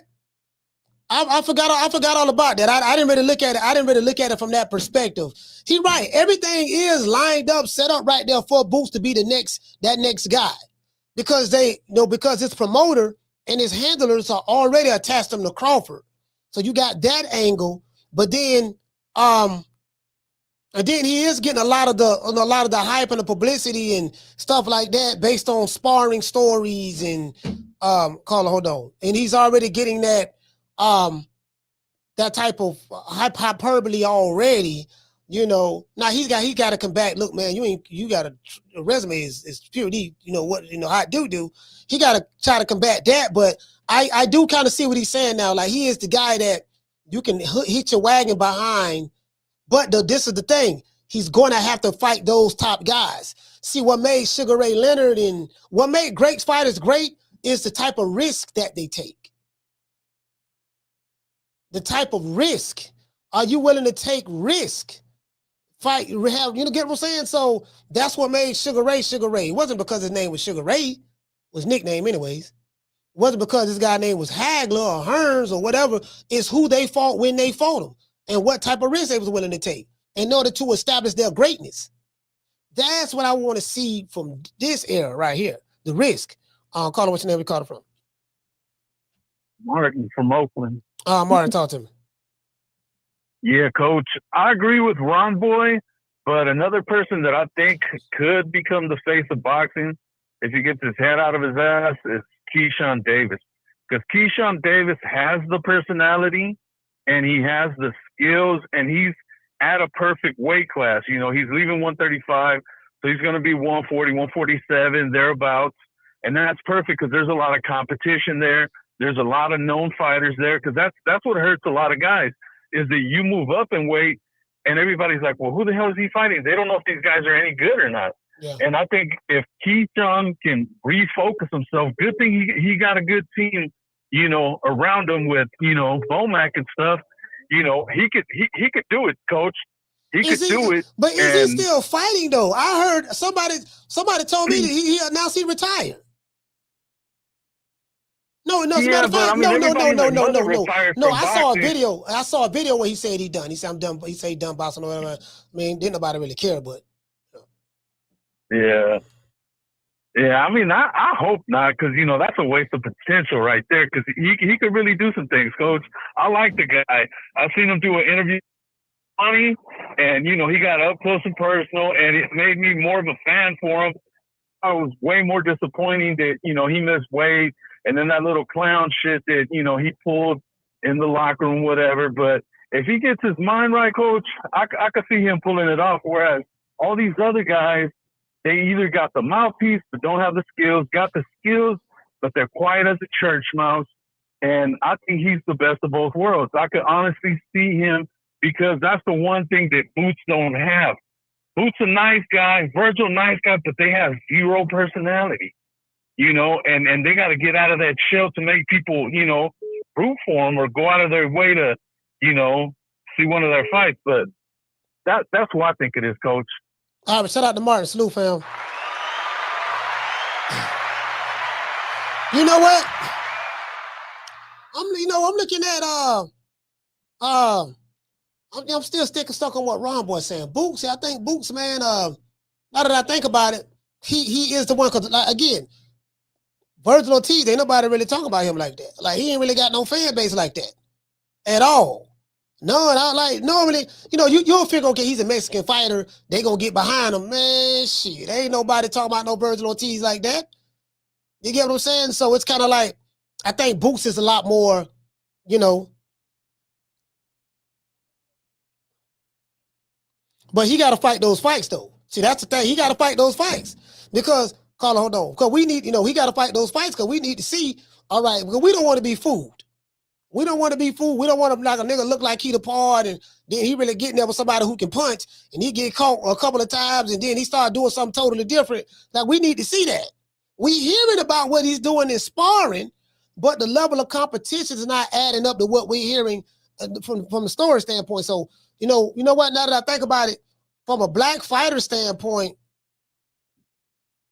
he got to fight the fights. He got to, you know what? He's in a perfect opportunity. Boots is in a perfect opportunity to be that one, like Rob Boy saying. But he got to fight the Backrams, the Fundoras, he got to clean out that 154. And then say, okay, I'm going to 160. He got to do that to Virgil Ortiz. Even though Virgil ain't got no belt, but he got to do that. Anyways, that's a big name guy, you know? Carter, what's your name? Where you calling from? Hey, what up, Coach? It's Coach Ed from ATL. Coach Ed, talk to me. Yes, sir. Yeah, Ron Boy hit the nail right on the head, man. Just like you just broke down. Also, if he can get all them guys at 54, that's going to definitely catapult him. But it's also going to be the frequency that he fights. He's going to have to fight every 4 months. Do what Canelo did. Fight every 3 to 4 months. Canelo was fighting 4 times in 1 year at some time. Every 3 months. That's going to keep him on the tube. And that's going to keep him on the tube. And that's going to keep eyes on him. And not only that, it's so many potential matchups. You still got the Brian Norman fight out there that can still happen if Brian Norman chooses to move up to 54. You got Ryan Garcia who can move to 54. You got Devin Haney who can move to 54. So not only do they have opponents at 54 and 60, you got guys that can potentially move up and challenge him. because that seems to be a thing right now. These guys are moving up to different weight classes, chasing the bag or chasing these legacy fights. So Boots is going to be the hunted at some point in time. Once you start getting all these accolades and following the path of Terence Crawford, if he could duplicate what Terence Crawford is doing by unifying these divisions and then become the hunter where everybody wants to fight him, he's going to be the man. And this is just, wishful thinking, but Terence Crawford will be the icing on the cake, the final boss, if he's able to get that somehow. I don't think it'll happen, but just hypothetically, if he could get Terence Crawford the icing on the cake, he'll be that guy. And if he's able to defeat, if he can get him and beat him, he got to beat him. If he can defeat an aging Terence Crawford, a 40-year-old Terence Crawford, even though Terence is a great fighter, but all time undefeated. You know what I'm saying? And by the time that fight happens, if it does happen, Crawford will be about 40 years old. Yeah, that ain't gonna. They can pitch it as old lion versus new lion. Yeah, that fight ain't gonna happen. So I know that for a fact. But we can just talk about it for hypothetical sake for conversation. Yeah, hypothetically, Crawford will be the final boss, man. But like I said, he just got the world is an oyster right now. The biggest thing, he just got to keep winning. And Eddie Hearn can't be cheap. He got to pay these guys to get this guy in a position where he needs to be. That way, he can just be the hunter that everybody wants to fight Boots, and that's gonna create buzz around you too. Everybody gonna fight Boots, and I'm still interested in that Norman Boots fight. I know Norman's gonna have to move up, but hey, people been doing it, so if they can make that fight happen, that'd be a good fight also. Yeah. So that's my call, Coach. All right, salute, fam.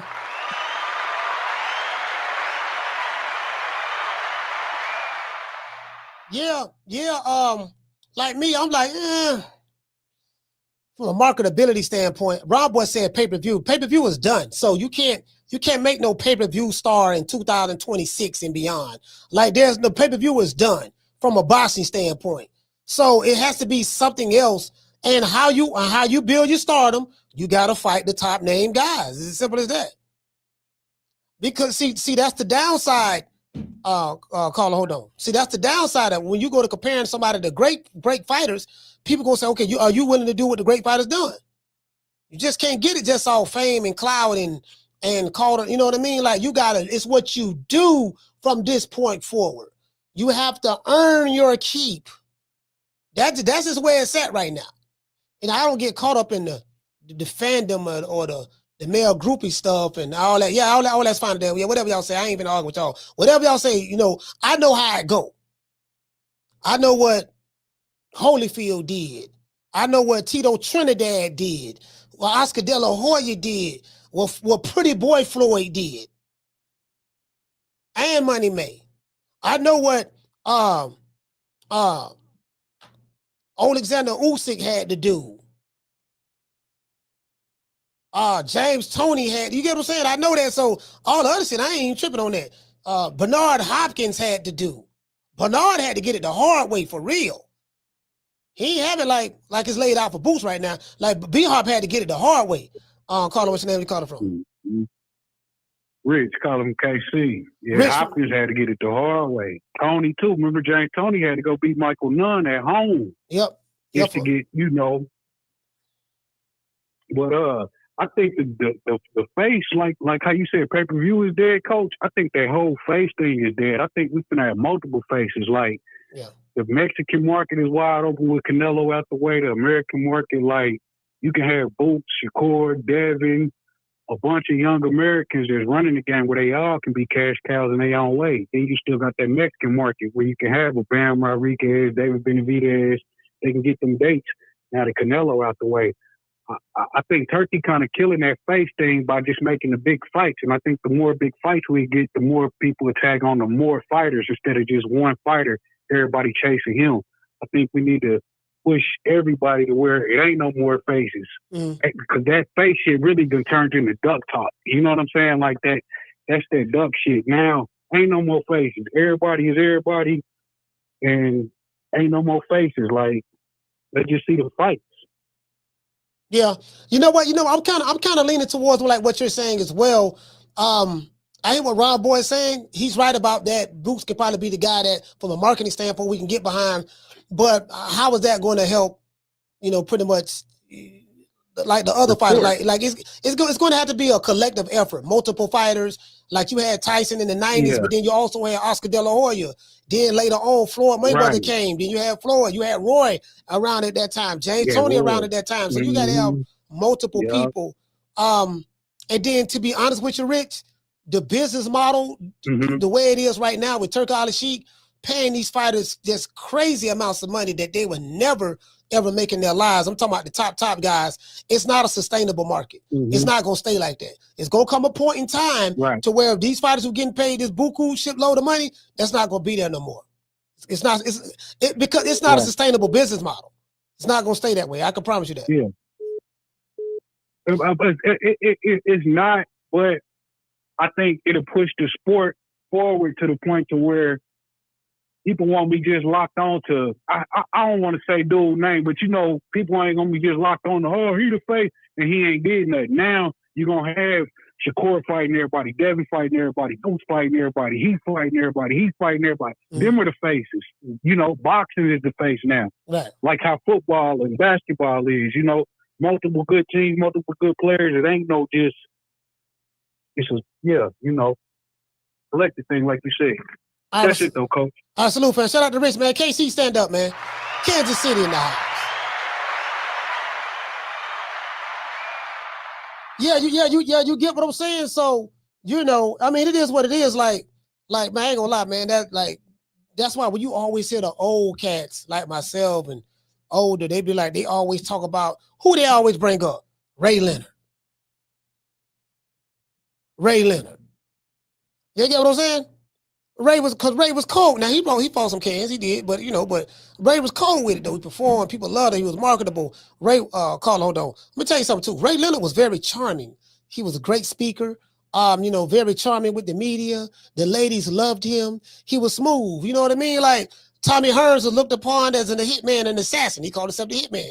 Mean dude. Hagler was no nonsense. Roberto Duran was just a savage. Ray was smooth like butter. Hagler was my guy, but Ray was smooth like butter. Ray could, you get what I mean? Ray could, he the pretty boy. I go in there whoop a nigga. He was going the boy before going the boy. I whoop a nigga ass with a smile on my face. And then later on that night, I take a girl out to dinner. And then you may see me at the Grammys with a suit on, hosting the Grammys. And then you'll see me at a backstage with Michael Jackson, watching Mike do the moonwalk. You get what I'm saying? Ray was multifaceted. This old pretty ass nigga Ray Leonard. Anyways, shout out to Boxing Talk up north for being a member for 2 months. He said Abdullah Mason has the Sugar Ray Leonard likeness. I think he can be the new face. Yeah, I like Abdullah Mason. Shout out to Mega Royale. Dropping that quote over. Bam, dub on your boy. Caller, what's your name? Where you calling from? What's up, Coach? M1 from the BX. M1 from the BX. Talk to me. Yo, I think it's gonna be Keyshawn Davis because he has that charisma. As long as as long as they forgive him for that last little episode that happened, which I think they will because they forgave all these other suckers that did some crap shit. But and Booth, I don't think so unless he goes to 160 right now, try to snatch a belt, and call Crawford out and try to get that fight. But he got to go to 160 right now. He can't wait. I think that's the only way. And I don't even think he could beat Crawford. But, we got to watch the fight to see who's going to do it. But I believe it's Keyshawn. I think he got the charisma. I think he got the boxing skill. And he's with the perfect team, man. Yeah, I think this is the big picture, big parts y'all dropping, right? It's not, you can have the perfect team, you can have all of that. You have to fight the fights. There's no getting there's no getting around that.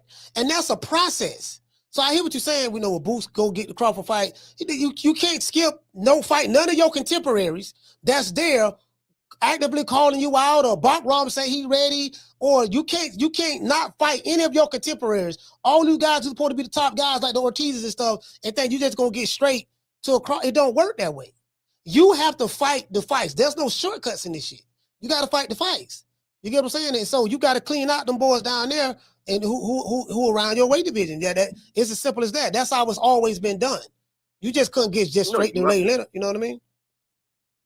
You're absolutely right, Coach. I just because Ron Boy said the Boots, but I really don't think so because he don't have no charisma. He don't have.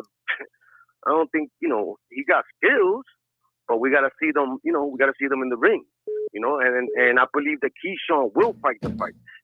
Anybody that call him out, I believe that he will fight the fights, and he got a good odds of winning a lot of fights. And he got power. He got skills. The kid got skills. All right, and he got charisma. All right, but so shout out to N1 Salute, fam. See, that's the thing. See. The thing is when you look at those guys like the Ray Leonards, the Roys, the Tonys, the De La Hoyas and stuff. What made Golden Boy the Golden Boy? He wasn't the Golden Boy just because he was the Golden Boy. He was the Golden Boy because he got the fights. He fought goddamn Ike Cortez. He fought Tito Trinidad. Like these dudes of this era, they got to fight their contemporaries. If they don't fight their contemporaries, the hype, the YouTube channels, the fanfare is not going to sustain you. You cannot, there's no shortcuts to this shit. You can't manufacture this shit. Caller, what's your name? You calling from? My bad. So let me double back. Y'all keep saying Keyshawn and this. There is nobody Keyshawn can fight. That's who. Okay, y'all keep people saying other boxers, but it's nobody more. As much as we said Virgil is not popular, he's more popular than everybody at 140. Like, you understand? He's more popular than everybody at 47, not named Ryan Garcia. And you might, and him and Teofimo technically on the same level because if you look about it, Virgil done sold more tickets and headline bigger venues than Teofimo. So we can't sit here and say, Keyshawn, y'all, it's no fighters for them to fight. The only boxer that makes sense is everything is lined up for Boots. He's in the best division. And all I got to do is say one other name, and it ain't about Bud. Bud is in a whole different tax bracket at this point. That shit is past. They should have fought Bud when they was at Black Prime. That shit is done. You know who to fight? It's Mel Charlo. That's it. That's going to do it. You fight Virgil, beat Virgil, and beat Mel Charlo, two motherfuckers from Texas. Boy, you on your way, Slim. You are on your way. Ain't nothing Keyshawn and them can do because they lost their gravy train when Reggie was on his sucker shit. That's the reason why Shakur never make it. That's the reason why Benavidez will never make it is because he lost his gravy train with Canelo. So that's it. It's all about Boots. Everything is lined up for Boots. And ain't nothing y'all can say can change that shit, Slim, because the names and everything is there for him. But that's all I got, Mo. Nice little fam. I mean, y'all heard Ron Barfred. That's his opinion. He say everything run through Boots. So, that's his opinion. Shout out to damn it, Coach Ron. He say, but it ain't about popularity. It's about rankings in the division. It's about rankings in any division out there. Not just the top guys. Listen, it's not that complicated. It's not that complicated. For me, it's simple. You say you King Kong, to go fight Godzilla. Carla, hold on. You say you Megatron, go fight Optimus Prime. Who in the division? We got Optimus Prime, Megatron, the GoBots. We got Voltron. My fighter, there's no question. He'll beat all of those guys. Okay, once you said out of your mouth, Eddie Hearn, that your fighter would beat all of those guys, guess what your job is now? Go make those fights. Show us he'll beat all of those guys. See, ain't nothing to talk about, because the thing is about, we want to see action with the words now. We want to see action with the words. You said out of your mouth, he would beat all of those guys in his division. Guess what? It's time to prove it now. That's it. That's all. It's time to prove it now. Anything else outside of, we don't want to hear man, we really can't make the fight, because anytime Turk out she get involved, a fight get made like that. So we don't want to hear nothing about none of that. Now you gotta do that shit now. You have to do that shit. Y'all 35 fights deep, fam. 35 fights, 36 fights deep. Fam, it's now or never. You said he gonna do ABC, gonna beat all those dudes. Guess what? He got to fight him now. His next fight got to be one of those dudes you said we automatically know he'll beat. That is as simple as that. Nothing more, nothing less. Carla, what's your name? You called it from? Man, Coach, what's happening, man? Casino like Fred, man. Casino, talk to me. Man, so the question is, what American fighter will become the face of boxing, right? Yeah, the next face of boxing, yeah.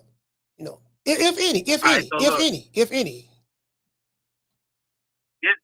All right, so look, whoever wins on November 22nd in the real main event, because the real main event ain't even the main event but whoever wins between Brian Norman Jr.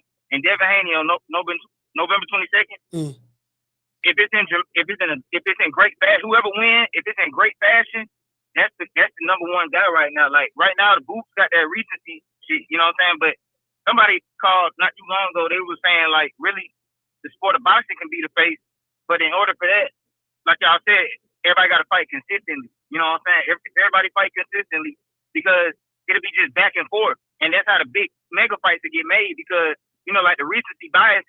I mean, the recency bias.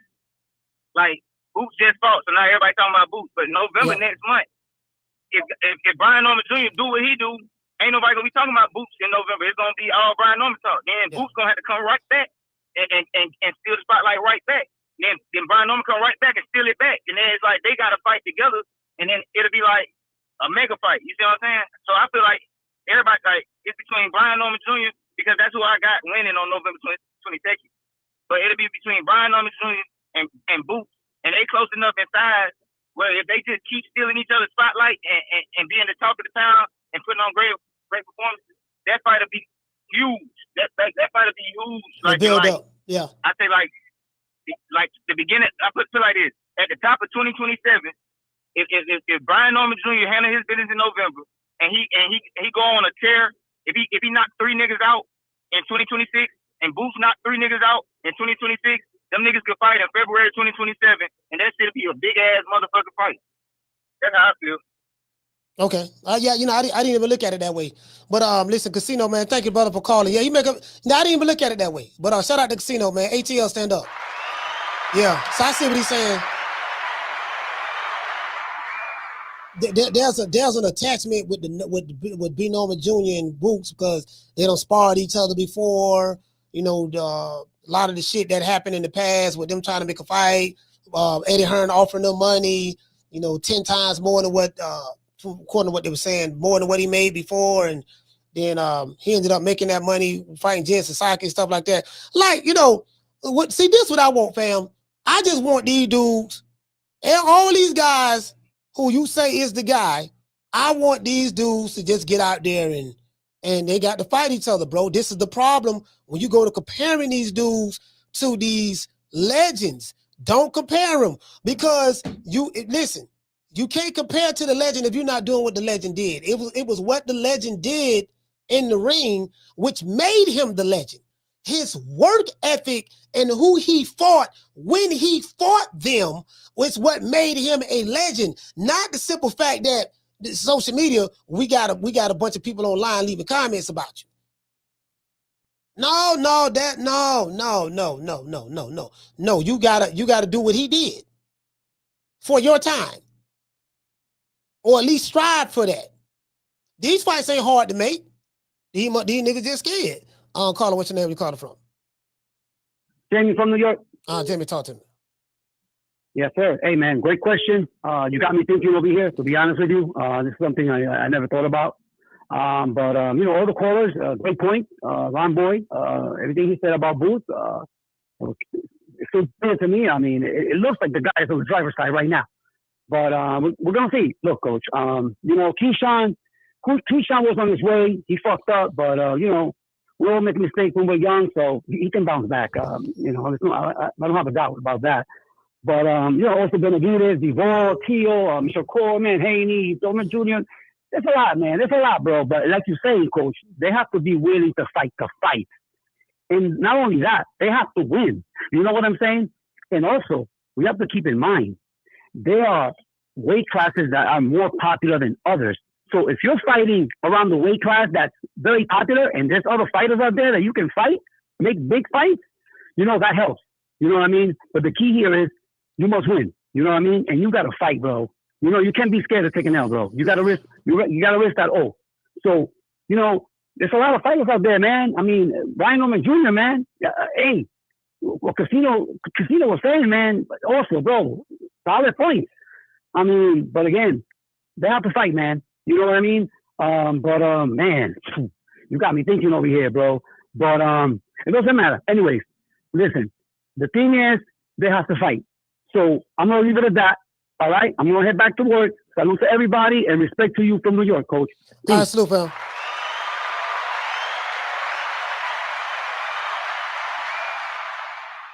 Now, about the winning part of it, right? I'm gonna say yeah and no about the winning part.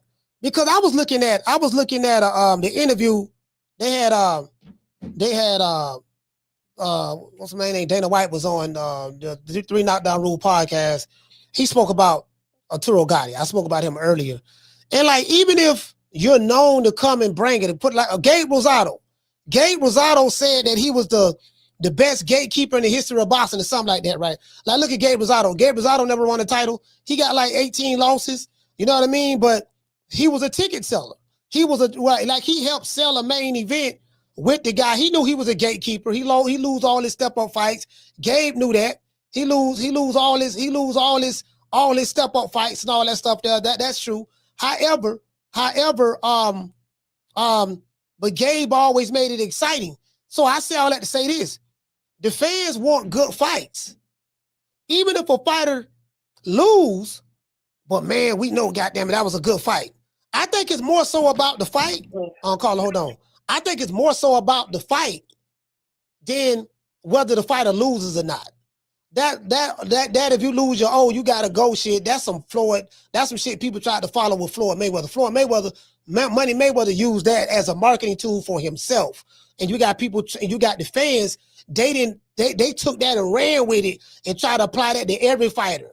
So you try to play that to every fighter. No, that was something specific to Floyd Mayweather. But the fans was too slow. The new booties who came in the game, they were too slow to catch on to differentiate. No, that was just for Floyd. That doesn't mean if this fighter got 1 or 2 losses, he trash. And see, that's where the fans come in at. They were slow on that. And the other fighters try to do the same thing. You get what I'm saying? So that's what that was. It ain't about, it's how you perform in there. Let's say you fight, you lose a close decision, but you fought like a motherfucker. People ain't gonna turn their back on you because you lost. Like, man, that nigga fought though, boy. That was a hell of a fight. You get what I'm saying? It's about the fight, the performance. Caller, what's your name? Where you calling from? Hey, what's up, Coach? Hello? Yes, sir. What's your name? Where you calling from? Hey, what up, Coach? What up, Dog Pound? It's Freddie from East Oakland. Freddie from Oakland, talk to me. With you, man? Yeah, hey, you know who I think will take the baton after Terence Crawford and Canelo? I like how even though from East Oakland, I like how Brian Noble Jr. get down, man.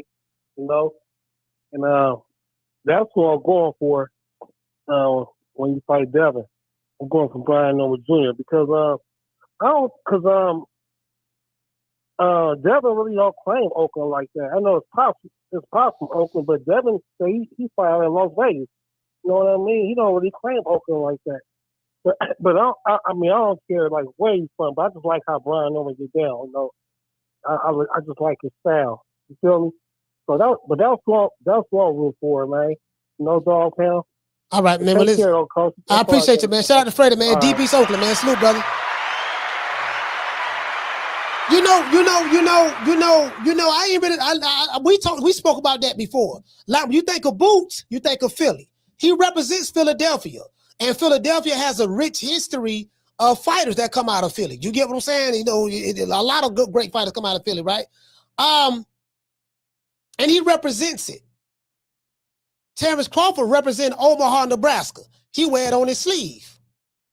Floyd Mayweather represent Vegas. He don't represent where he from. Where Florida's from, Grand Rapids, Michigan. Yeah, he don't represent Grand Rapids. He represents Vegas, right? But Floyd was for is a retired fighter. Carla, hold on. Floyd retired. Abdullah Mason representing Cleveland, but he's not. We're gonna see if he can beat Sam Noakes. You know where he gonna go at. They're moving him along very carefully as well.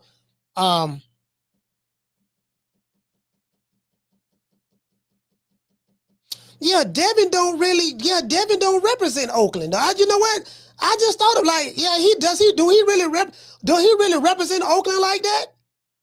I know Bill rep Oakland.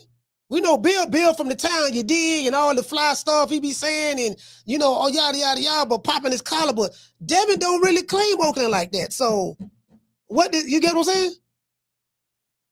Anyway, Carter, what's your name? You called from? Hey, what it do, Coach, man? It's Wookie Wook, man. Calling from Maine right now. Hey, Wookie Wook, talk to me, brother. Hey, man. Shit, man. Long time no talk, bro. Shit, I guess pop is who up next? Who got next, man? Hey, man. I'm gonna keep it a buck. I'm gonna keep it all the way funky with you. You know, every time I call you, that's what I do. Hey, man. Listen, I would have a couple months ago. I probably would have said old Boots, man. But, you know, last time I called you, I told you that nigga got one more time before I jump ship. And he had that one more time since came. Nigga, I jumped ship on Boots. So he ain't up next to my eyes. See, I just jumped ship on old Brian Norman, man. I'm trying to tell you. See, Brian, I think it's between Brian Norman and Abdullah Mason. And if you give me a minute, I'm going to break down why I'm leaning more towards Brian Norman, right? I'm leaning more towards Brian Norman because the man's from ATL, man. Let that man start power grow a little bit more. All them rappers and shit, man, they gonna be coming out with Quavo and goddamn. You feel me? Nigga, that build up and that rework, that shit build size. I don't know what y'all talking about. Am I lying? When a nigga come out with Quavo, nigga, he stop. Coming out with Quavo. He stop, man. That's what makes you stop. Hey, man. I ain't lying to that. You feel me? So, and then another thing, his daddy, nigga, y'all ain't breaking that down. Nigga, I'm talking about Brian Norman Sr. I ain't like the nigga at first. Yeah. But the way that nigga be, that nigga will go inside the nigga head, He bro. talk That shit, nigga be boy. going inside the nigga. He talk shit, boy. He some shit talking mofo, Boy, boy. I'm trying to tell you. That will make it stop right there. You just need one hype man in the background and a rapper on the side. That's all you need.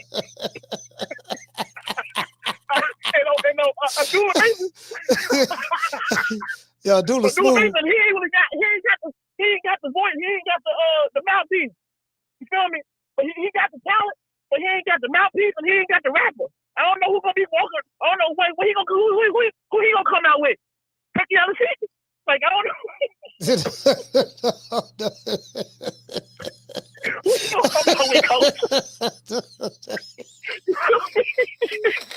That's my call, man. All right, salute. Hey, so Wookie Wook say. Hold on. Wookie Wook said we got to come out with a hot rapper. Hold on. I'll call her. What's your name? You call her from?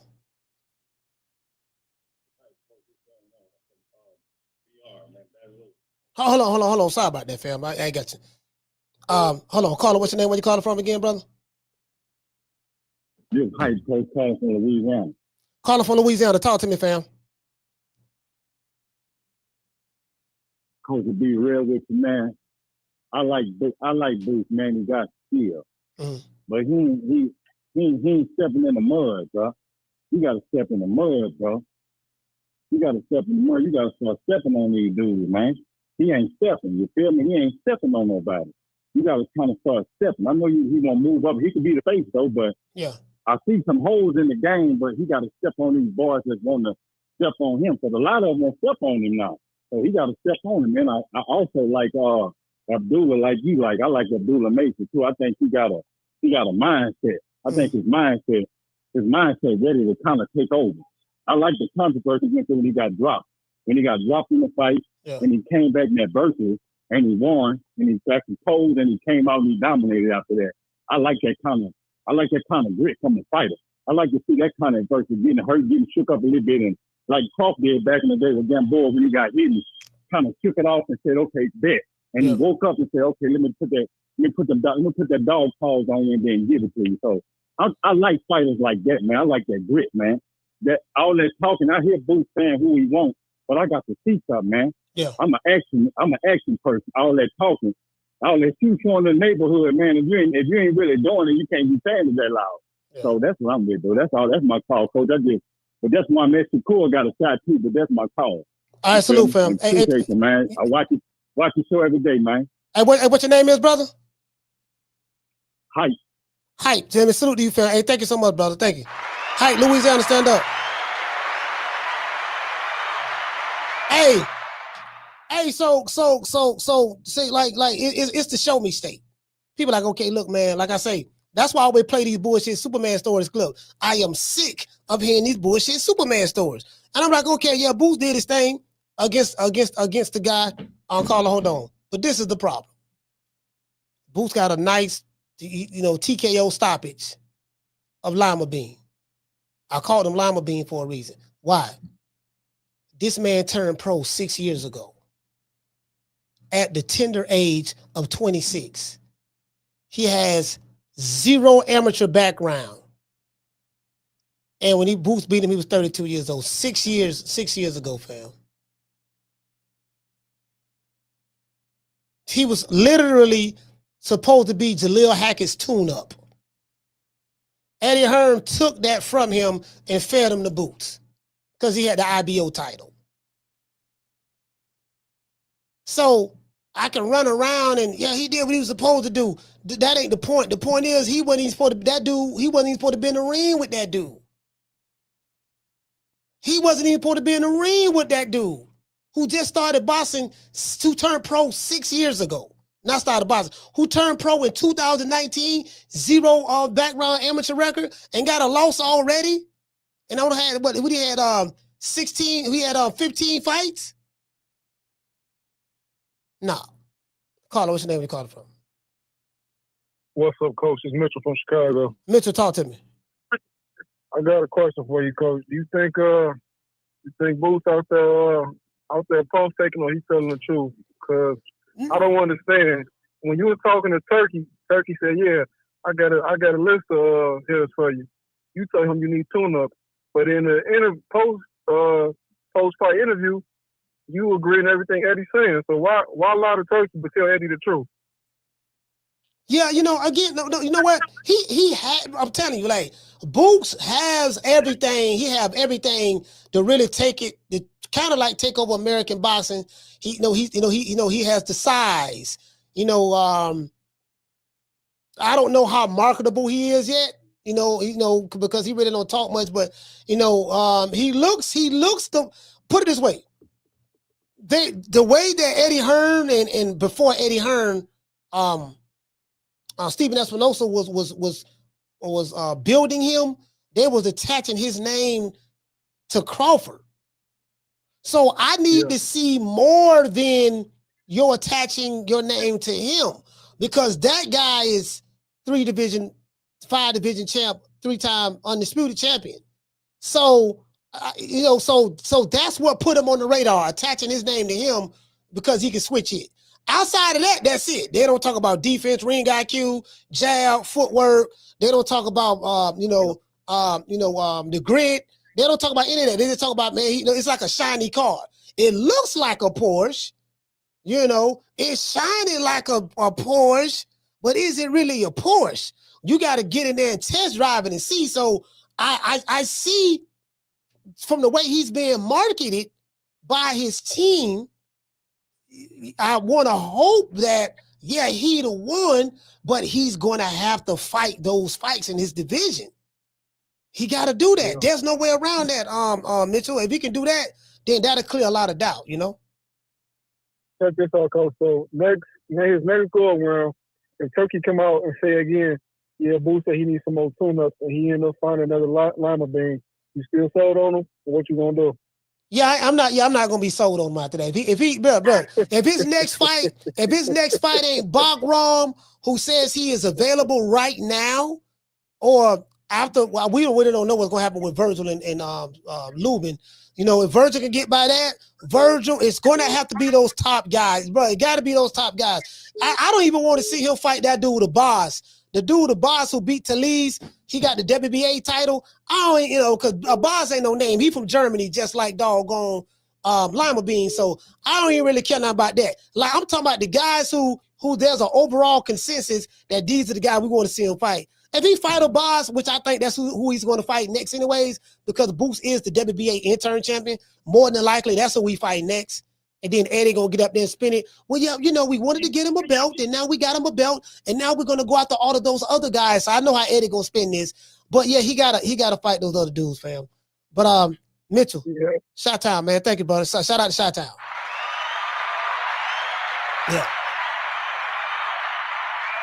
Yeah, he got to go get the belts. I'm gonna tell you why he got to go get the belts. Because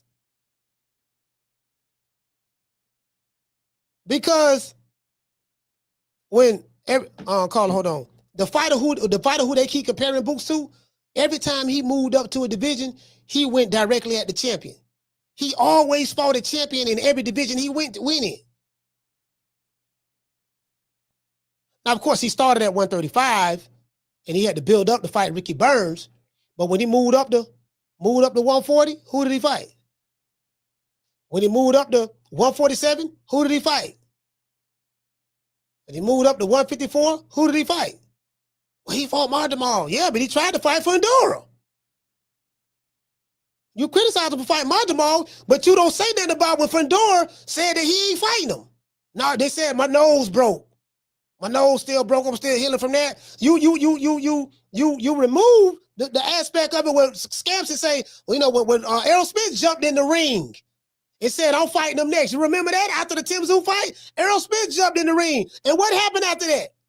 Oh, man, well, what Scampson say? Why should we fight Crawford for, you know, who he ain't no draw, he don't sell. So you want to fight a nigga who ain't no draw, who don't sell now.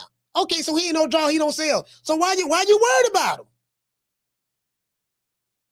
He ain't no draw, which is a lie, but he don't sell, this and that. Okay, cool. So why you worried about him? Why try to fight the dude who ain't no draw, don't sell? But he tried to fight Fundora. I guess Fundora is a draw and he can sell. Good luck with that one. What did Scampson say? Why would we fight him when we can fight Errol Spence in Dallas Stadium in front of 90,000 fans? I got the video. He said it on Fight Hype. Carla, what's your name? You called it from? Martin from Oakland. Martin, 2 times. Talk to me. Yeah, Coach, I got a question. So I agree with everything Ron Boy said about Boots, but here's what I don't understand. Okay, where it's almost a for sure thing.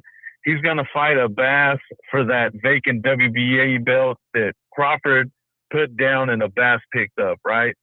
So does that slow down Boots' momentum when everybody's calling for, hey, fight Virgil, or hey, why you ducking Bakram? You were the IBF champ. You get what I'm saying? You're gonna fight another random ass dude from Germany. Yeah, he got a belt, but that belt don't mean shit because he didn't beat nobody. Now, if you said, well, he beat Crawford for that belt, oh man, respect all day. But you just picked it up fighting some random ass fool that nobody's ever heard of. What's that worth? What does that get you? You know what I'm saying? Even them little bullshit, paper belts that Virgil got, to me mean more than this German dude. I'd rather see him fight a legit contender, legit challenger, than some random ass fool just because through boxing politics he picked up a belt. I think that'll slow down Boots a lot to where people gonna be like, damn motherfucker, you ducking him again. Yeah, he got a belt, but nobody's gonna care. At least I don't think, Coach. I could be wrong, but tell me what you think, Coach. No, well, it depends. It depends if he fight a boss and there's a fast enough turnaround. Like, there's no reason why these fights they're like, okay, let's say Boots fought. He fought Lima Bean, and then we don't see him again till 6 months from now. It's like these guys, these young fighters. There's no reason why a young fighter should be fighting once or twice a year. If you're a young fighter in your 20s, you're supposed to be fighting about 3-4 times a year, dog. if you're a young fighter in your 20s. There's no reason why a young fighter in his 20s should not be fighting regularly. Now, if you're an old fighter, I can understand that. I give an older fighter a pass. But a young fighter who you ain't took no punishment in the ring, you pretty much running through everybody like wet toilet paper. And guess what? I like right now, like Boots almost got 40 fights, and we don't know who he fought, but he almost got 40 fights. So he should be able to easily he's going to have to fight about 3 times next year. If he's gonna fight a boss, fine. 3 months after that or 4 months after that, fight the other guy. But Bakram is available now, right now. Yeah. He ain't got nobody to fight. So Boots can fight that dude right now. And then Boots we don't need to see the fight 6 months from now because he didn't take no punishment. He only got hit one time, and that was on the shoulder. So he ain't took no punishment. And Bakram ain't fought in a year, so that'd be perfect. So yeah, that's no reason why he can't get that fight next year. All right, but shout out to Martin, Oaktown. You get what I'm saying? Yeah, see, that'll be perfect. That'll be perfect. The man posted on Twitter. He said, man, I'm ready. He said, I'm ready, man. I'm ready right now. What's happening? They saying this dude, Bakram the boogeyman. Hold on. Carla, hold on. They saying Bakram the boogeyman, don't nobody want to fight him.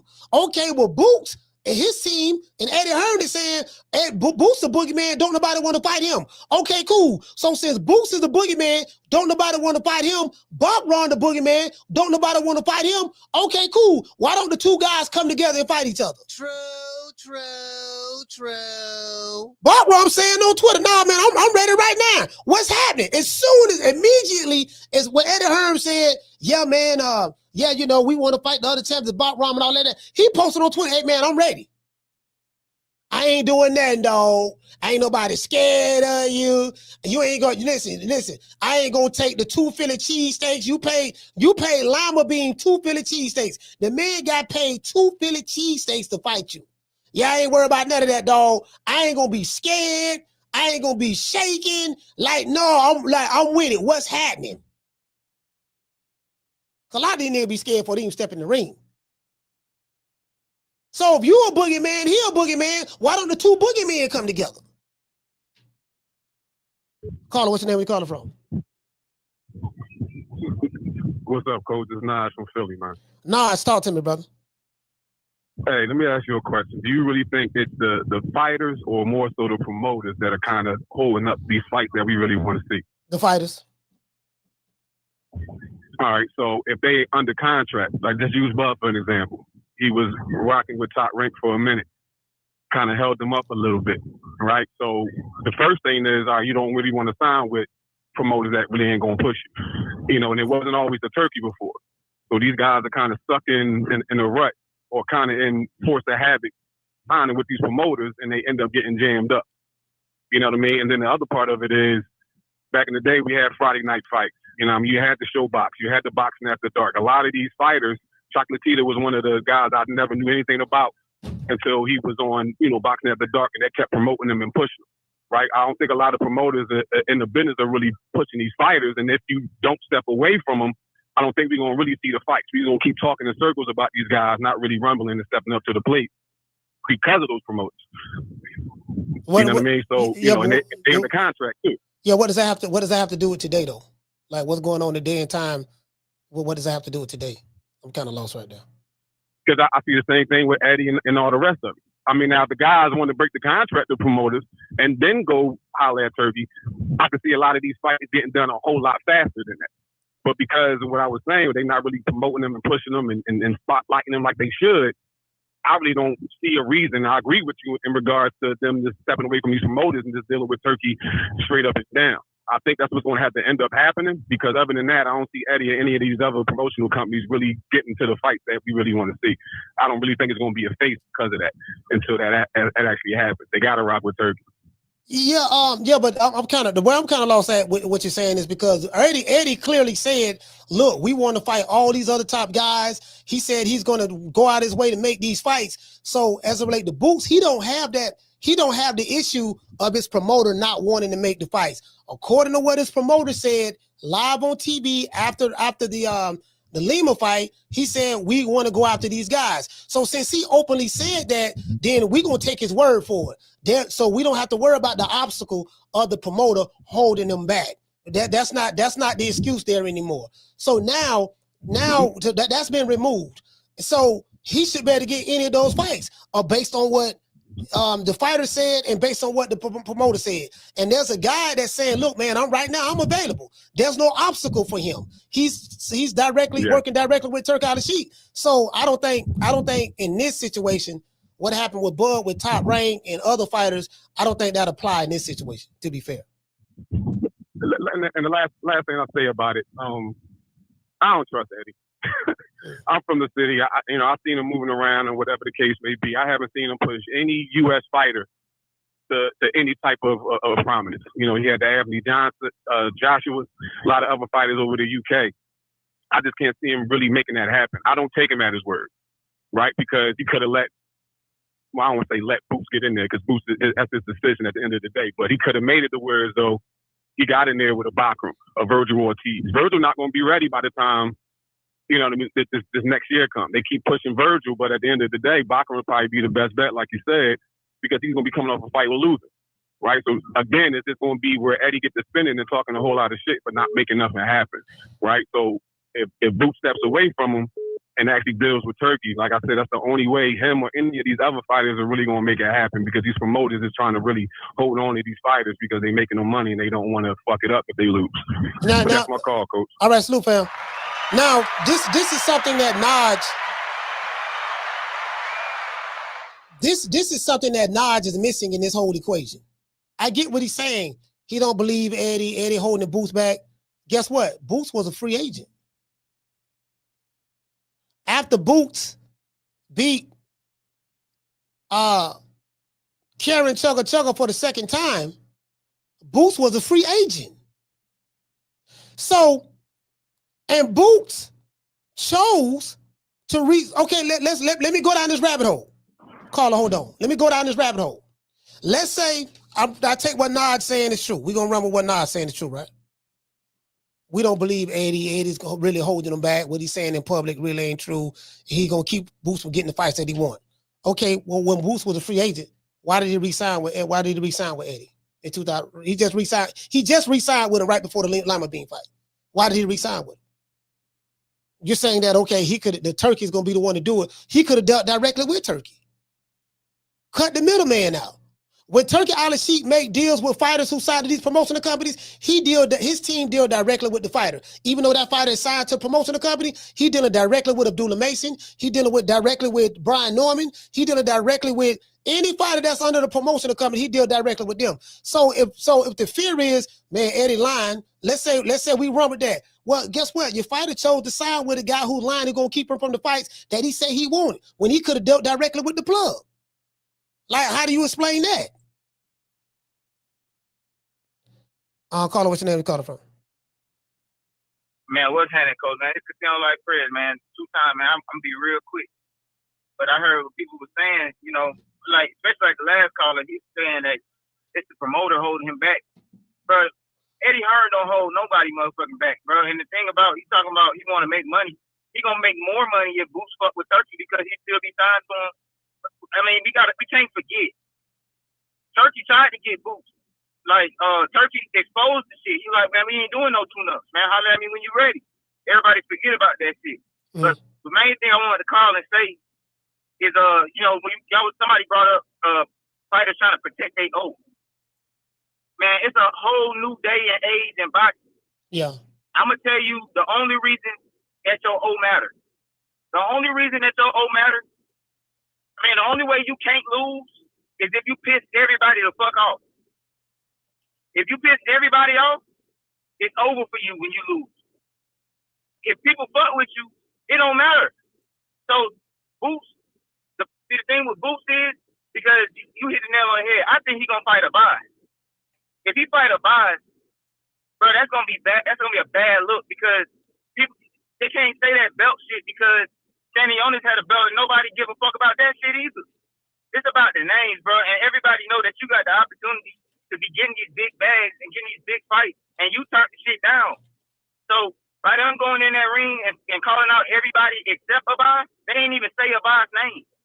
And I feel how you feel. I think he gonna fight Abaz. Once he do that shit, he can't lose no more because everybody gonna be fed up. So as soon as he lose, it's over with. But if he would have just went into the fire, if he would have lost, if he went straight into the fire, it wouldn't have mattered because everybody would have respected you for fighting the fight. See, they be fucking their own career up. They piss off the public. They be capping and goddamn, you know what I'm saying, just capping and lying, saying anything out of their mouth and then don't deliver. So niggas want you to lose. So when you lose, it's over because you done pissed us off. But that's my call. All right, salute, fam. Hey, okay. Shout out to the casino.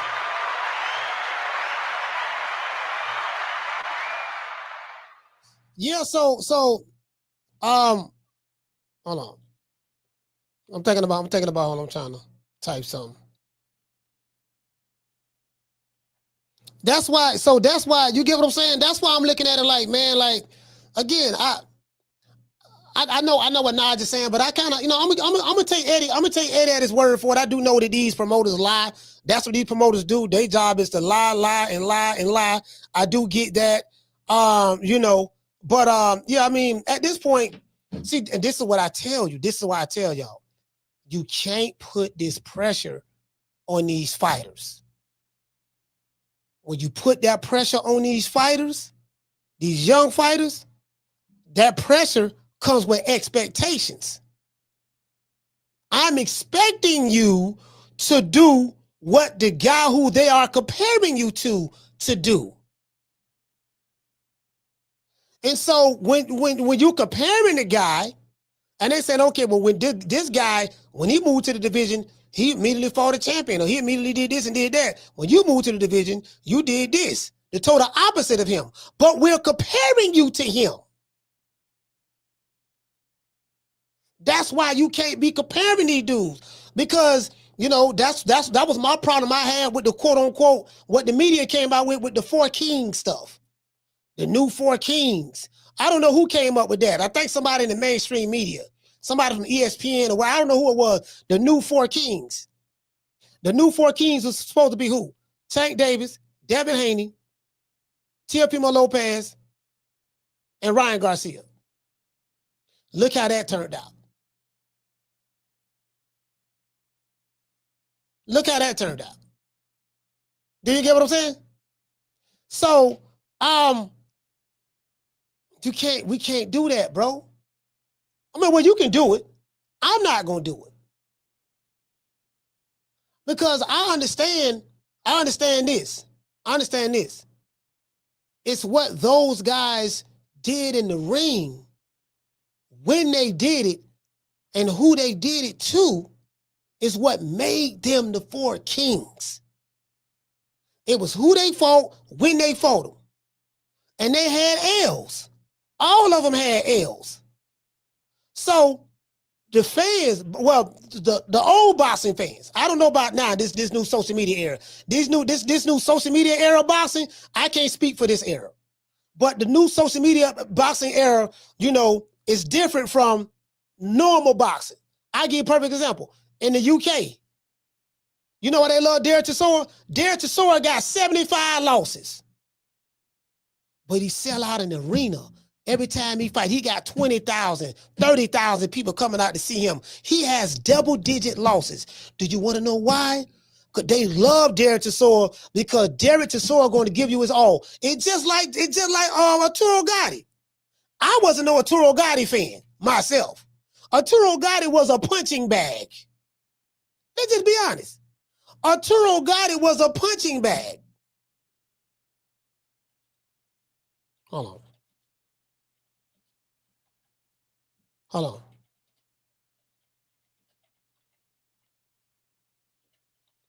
Arturo Gatti was a punching bag, but he kept getting contracts with HBO. They love Arturo Gatti in Jersey, in Atlantic City. They love him. Arturo Gatti was the embodiment of a Rocky Balboa. The man was the embodiment of a Rocky Balboa. He gonna stay getting his ass whipped. Both eyes gonna be closed. His nose gonna be bleeding, mouth gonna be bleeding, but he was a warrior. They loved him. They loved him. I think what a modern day, what an influencer boxing fan missed the boat at is this. They'll see a fighter have a tough fight. If you're supposed to be an elite fighter and the other guy's supposed to be an elite fighter, you would assume that it's gonna be a tough fight, right? It's gonna be tough. You would assume it's gonna be tough for both guys, right? Like when Crawford got rocked by Gamboa. Crawford had to drop Gamboa twice in the 9th round. He dropped him 2 times before that. He dropped his hands, playing with him, toying around with him, got caught on the chin, was on the Bambi legs. As he was backing up on the Bambi legs, Gamboa went for the kill. Crawford switched southpaw, and what happened right after that? He knocked him out. True. So they'll say, "Oh man, he dropped him 3 times before that." In the lead up to I think that was the 8th or 9th round, something like that, somewhere up in there. Man, he got rocked. I'm like, bro, that's boxing. Carla, hold on. Ray Leonard got rocked. Ray Leonard got dropped. In life, you gonna get rocked. In life, you gonna get dropped. In life, you gonna take some L's. That don't mean you ain't no great fighter. That means that you had a human experience. You went through what everybody else go through in life. I don't get that, bro. Me personally, I don't get it. That's any fighter. Abdullah Mason got dropped twice. But what happened? He got up and finished the dude who dropped him. Finished him. The end result business. You're going to get knocked down in boxing. You're going to go through some adversity. Life is about going through adversity. How you overcome that adversity is what tells who you are. Hold on, let me read Ron Boy Fresh. Shout out to Ron Boy Fresh. Hey, okay. Dropping that quarter of a dub. He said, wait a minute. He said, don't get it twisted. I still say Virgil beats Boot Slim. Okay. Shout out to New Country. Hey, okay. Dropping that quarter of a dub. He said, Coach, Provatnikov was the same way. Him and Bradley had an epic fight. He said he was called the Siberian Rocky. Yeah. I mean, it is what it is. Carter, what's your name? Where you called it from? Hey, what up, Coach? It's Coach Eddie 2 times. Coach Eddie 2 times. Talk to me. Yeah, I agree with you. Boots gonna fight a boss next because he don't want to deal with that rehydration clause with the IBF. If he goes straight to the IBF, he gonna have to deal with a rehydration clause. If you get the WBA, he ain't got to deal with no IBF, deal with no rehydration clause because it's a unification match. Not only that, a boss, I look at him like Ndongo. He's a weak champion. You know what I mean? Ndongo, I mean, yeah, he beat somebody. And he beat Ricky Byrne, and Ricky Byrne was somebody that Terence Crawford had already beat for the title. So Terence Crawford just ran through Ndongo. So as a champion, in order for Boots to become unification, sometimes the guy that you fight, you might be fighting a weak champion, just like Charles Martin was a weak champion. But Eddie Hearn said, okay, we got a weak champ over here, let's go snatch his belt up. So that's gonna be the move. They're gonna fight a boss, and then they're gonna probably try to fight by farm after that. That way they ain't got to deal with no rehydration clause. Because Boots looked big as crap when he fought Alignment Bean. He looked like he was light heavyweight. No, Coach Eddie, I can't go for that. I'm gonna tell you why I can't go for that. What belt Boots had at when he was welterweight? He had the IBF. He had the IBF. So him moving up, now he's at 154. The rehydration clause is the biggest cop out ever in the history of boxing, especially in today's time. I'm gonna tell you why. Because the rehydration clause for the IBF only means that, okay, he came in at 154. You can't weigh no more than 10 pounds more than what you weighed the day before, the morning of the fight. once they weigh you again the morning of the fight, you can rehydrate to whatever weight you want to go to after that, the same day. So that ain't no excuse, fam. For he can't, I'm not saying that's what he's saying, but he can't use that as excuse as, yeah, I don't want to deal with the rehydration clause. Bro, that's a goddamn lie. Because guess what? It ain't like you only gotta rehydrate to no more than 10 pounds to the morning of the fight. And if this guy is who you say he is, when he already had an IBF belt in the welterweight division, then that should not be a problem for him. Bakram, the one who Eddie Hearn say boots are destroyed, he dealing with it. He ain't got no problem with it. And this dude ain't nowhere near get the hype that Boots get. So no, I can't go for that. I can't go for that, fam. Can't go for that.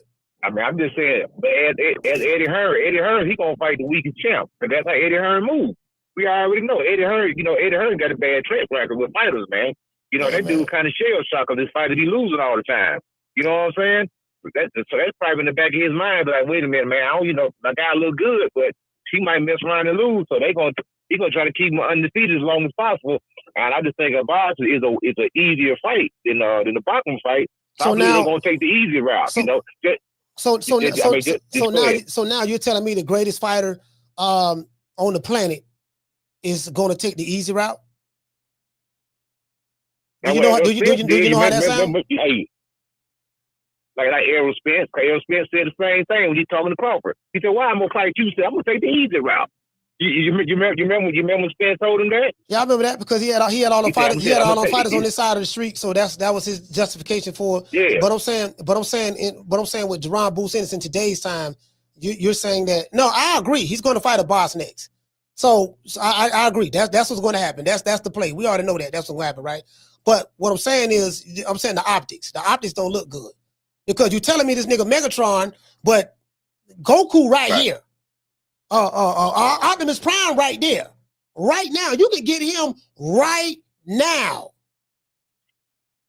Right. So yeah, you know. I agree with you, Cole, but it's still a puzzle piece. You got to collect it. Either way, if you want to be unified, if you want to be undisputed, you still got to fight that weak champion. Check this out. At some point in time. All right, well, all right, it is what it is. Okay, so I shout out to Coach Taylor, man. Salute, fam. Yeah, I can't go. Yeah, that shit. That shit right there. That shit right there. That shit. Yeah, that see that. No, I can't go for that. I can't go for that, dog. No, not. You see what I'm saying? Like, you can't be. See, this what you can't do. I read New Country. This what you can't do. You can't be telling me that a fighter is catching bullets with his teeth, but then giving me excuses for why he don't have to catch bullets with his teeth. I am sick of hearing these bullshit Superman stories about the Wassa legendary Bruce Leroy catching bullets with his teeth. Catches bullets with his teeth? Nigga, please. That's all I'm saying, fam. That's all I'm saying, fam. He gotta listen, bro. James Toney, I think he beat Michael Nunn in Michael Nunn's backyard for $60-something thousand at that time. It's the equivalent in today's times because of inflation. I think that might be like $100 and something, maybe $200,000 right now. I'm not sure. I gotta look up the inflation calculator. And I think he won the IBF belt. Matter of fact, let me look that up. I think he won the IBF belt. Let me see. Let's go to Box Rec. James Toney.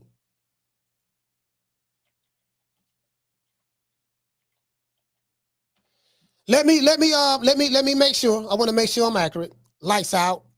James Toney got 80-something fights. James Toney got 90 fights. 90 goddamn fights. Michael Nunn. Michael second to none. Where Michael second to none at?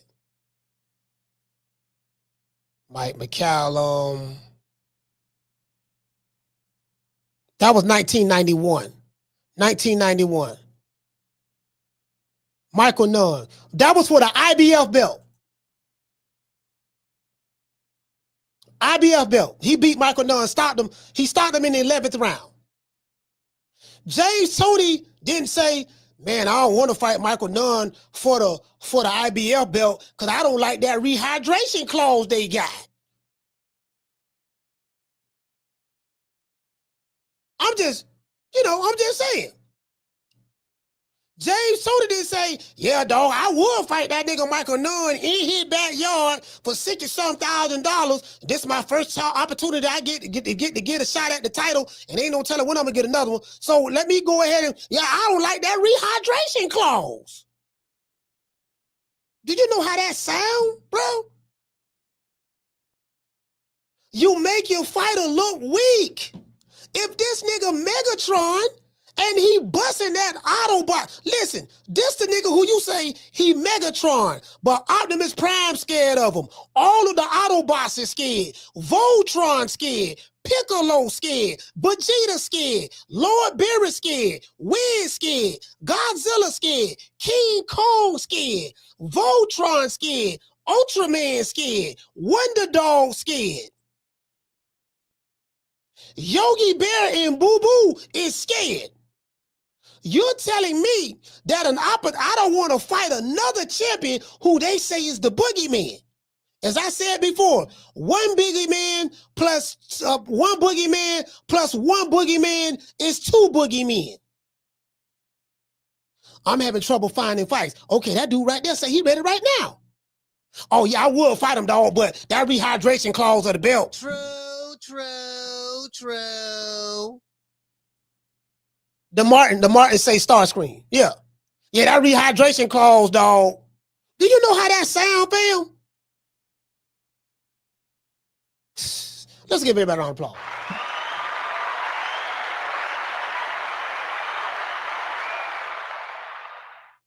Bro, come on, bro. Just think about how that sound. And everybody talk about Eddie Hearn. Well, Eddie may do this, Eddie may do that. This ain't got nothing to do with Eddie. It's Gerard Boots Ennis. He's the boss. He got the man damn near got 40 fights. He the one, Eddie, look here, man, make that happen, do whatever it takes. Like, he the boss. It's because it appears that he hiding behind Eddie Hearn, fam. You absolving him of any responsibility, and you scapegoating Eddie Hearn. We're talking about right now in 2025. And how I know what I'm talking about. If your argument is, man, the reason why he can't get those fights because Eddie Hearn is holding him back. Guess what? He was a free agent and he re-signed with him. True.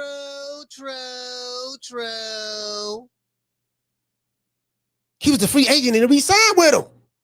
So did he re-sign with Eddie with the purposes of hiding behind him? Because he know Eddie would be the scapegoat and his fan base would give him an excuse. Yeah, dog, it ain't me, dog, it's Eddie. If it was up to me, I'd be fighting him. Look, the nigga Buckram, the other boogeyman, nigga said on Twitter, he ready right now. What's happening? Yeah, dog, it's that rehydration clause, dog. But you just had you had the IBF belt. You had the IBF belt. I'm at 147. You fought a couple times at a smaller weight. So surely, at a larger weight, you will be able to fight that. And the rehydration clause, caller, hold on. Caller, you the last call. This is the rehydration clause. If you got to come in at 154, Boots can't weigh that's any fighter. Buckram can't weigh no more than 164 pounds the next day, the morning of the fight. The morning of. After you weigh in that, guess what? You can gain 75 pounds after they weigh you in. I weigh 164 right now. Good, you good to go, baby boy. Eat as much as you want. He can gain 75 more pounds after that if he want to. He don't have to weigh 164 and maintain his weight all the way up to when he step in the ring. So when people say that, they don't educate the people on how it works with the IBF. Nah, that's bullshit. Caller, what's your name? You calling from? My name's Ian. I'm calling from Philly. Ian from Philly, talk to me. You the last call. It's crazy because Philly supports Philly, and I'm not even a Boots fan like that because, like you said, he's 40-0. He hasn't really proved himself, and this is my whole thing, even with the Virgil Ortiz whole fight, right? Crawford said on $1 Million Worth of Game that Boots, he had multiple opportunities to fight him, and he ducked them. And now Virgil Sr. is saying the same thing. So it seems like there's a common narrative with him not wanting to take these fights. I mean, all I'm saying, listen, all I'm saying, Ian, is this, brother. I just look, man, I'm trying to remove all the excuses and the obstacles. That's all I'm trying. I want to remove all the obstacles. And I'm saying there is no obstacle, especially in this day and time with Turki Al-Sheikh. It doesn't matter which promoter you're signed to. Any fight can be made at any given time. When we see that. So yeah, and the bag's there. Like you said, Turkey's there with the bag. Yes, sir. Hey, but look, man, shout out to you, fam. Like, go ahead, brother. I'll let you wrap up. I appreciate it. Yeah, no problem. All right, so shout out to Ian, man. Philly, stand up. Salute, brother. Hey, you see what David Benavidez did? What David Benavidez did? Man, look here, man. Man, Al him and them telling me, look here, man, what we gonna do now? We gonna keep your scamps and lies. Yeah, David is a Vegas fighter. He's not going over there to Saudi Arabia. Why should he go over there to Saudi Arabia to fight? He's a Vegas fighter. He doesn't need that. Next time, you know what David Benavidez at? They interviewed David Benavidez. Yeah, man, why you change your mind? He said, yeah, look here, man, I gotta do what I gotta do for me. I gotta do what I gotta do for me. Turkey got a lot of money here, offering a lot of money, and I got to fight these guys and try to become undisputed at light heavyweight. I'm not coming back down to 168 to fight Crawford nor Canelo. I know the money's here. So David is going against what Scamps and Liars want for him, because now Scamps are like this here. Damn, if he dealing directly with Turki Al-Sheikh, guess what? I'm cut out now. When you sign to a promoter, he get a percentage of the cut. He get a percentage of the money. By me dealing directly with the Sheik, guess what? Now, whatever arrangement he got with Al, I think he said he got a couple more fights or whatever. Al gonna get his cut, Scamps gonna get their cut. But he like, look, man, you gonna get, I gotta do what I gotta do, dog. Back end promotions ain't working. There's no excuse for any fighter in the modern day era of boxing that's a top fighter. You will not be able to use my promoter is stopping me from getting fights excuse. We don't want to hear that. Not in today's time. Because Turki Al-Sheikh deal directly with the fighter anyways. And he made all the other promotional companies bow down. True. I ain't trying to hear that. No. Shout out to Green Eyes P. Dropping that quarter of a dub. She said that should not be blasphemous. And shout out to Coach Ron. Dropping that $2 super chat. He said we need the 10 Commandments read, Coach. Yeah, bro, listen. I mean, at this point, it is what it is. I take a common sense approach to it. Down from the bar, there's a platform stage. People pimping, sharp as razor blades. Dr. Tony, I think that was you say who I think who that was, he offered Boots. I think that was the fight. Teofimo. She got offered a fight to fight Teo at 147, I think. Teofimo or something of that sort. I don't know. I don't remember. I want to say it was Teo though. But my point is that's not no excuse, dog. I know y'all want to use Eddie Hearn as an excuse. I know Eddie Hearn is the white devil and all. I get all of that. But no, this ain't the white man. This ain't the white man. We can't go through the white man today. In today's time, no, these fights can get made. Eddie Hearn ain't stopping nothing. These fights will get made. Turki Al-Sheikh is on the scene. Anyways, hold on. What is this?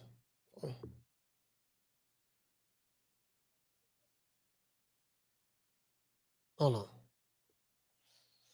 Hey, I'm trying to. I don't even have the number down right now. Hold on. Caller, what's your name? You calling from? Hey, Coach, NBA 13, man. NBA 13, talk to me, brother. Right quick. Hey, Coach. If Boots take that Bass fight next, he bullshit. I don't want to hear no more.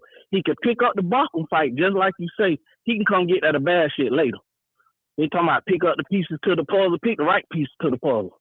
Let's get that going. And one thing I ain't worried about, Coach. See, Turkey put it all on the table.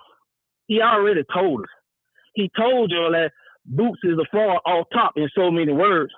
So now it comes to fruition. Boots ain't do nothing to deter what Turkey said. He ain't say, all right, Turkey said this. He'll watch who I go pick next. He went and did exactly what Turkey said. And for that reason alone, I ain't worried about it. Turkey finna get all that bullshit up out of here. And I guess I gotta do like everybody else and think I'll eat.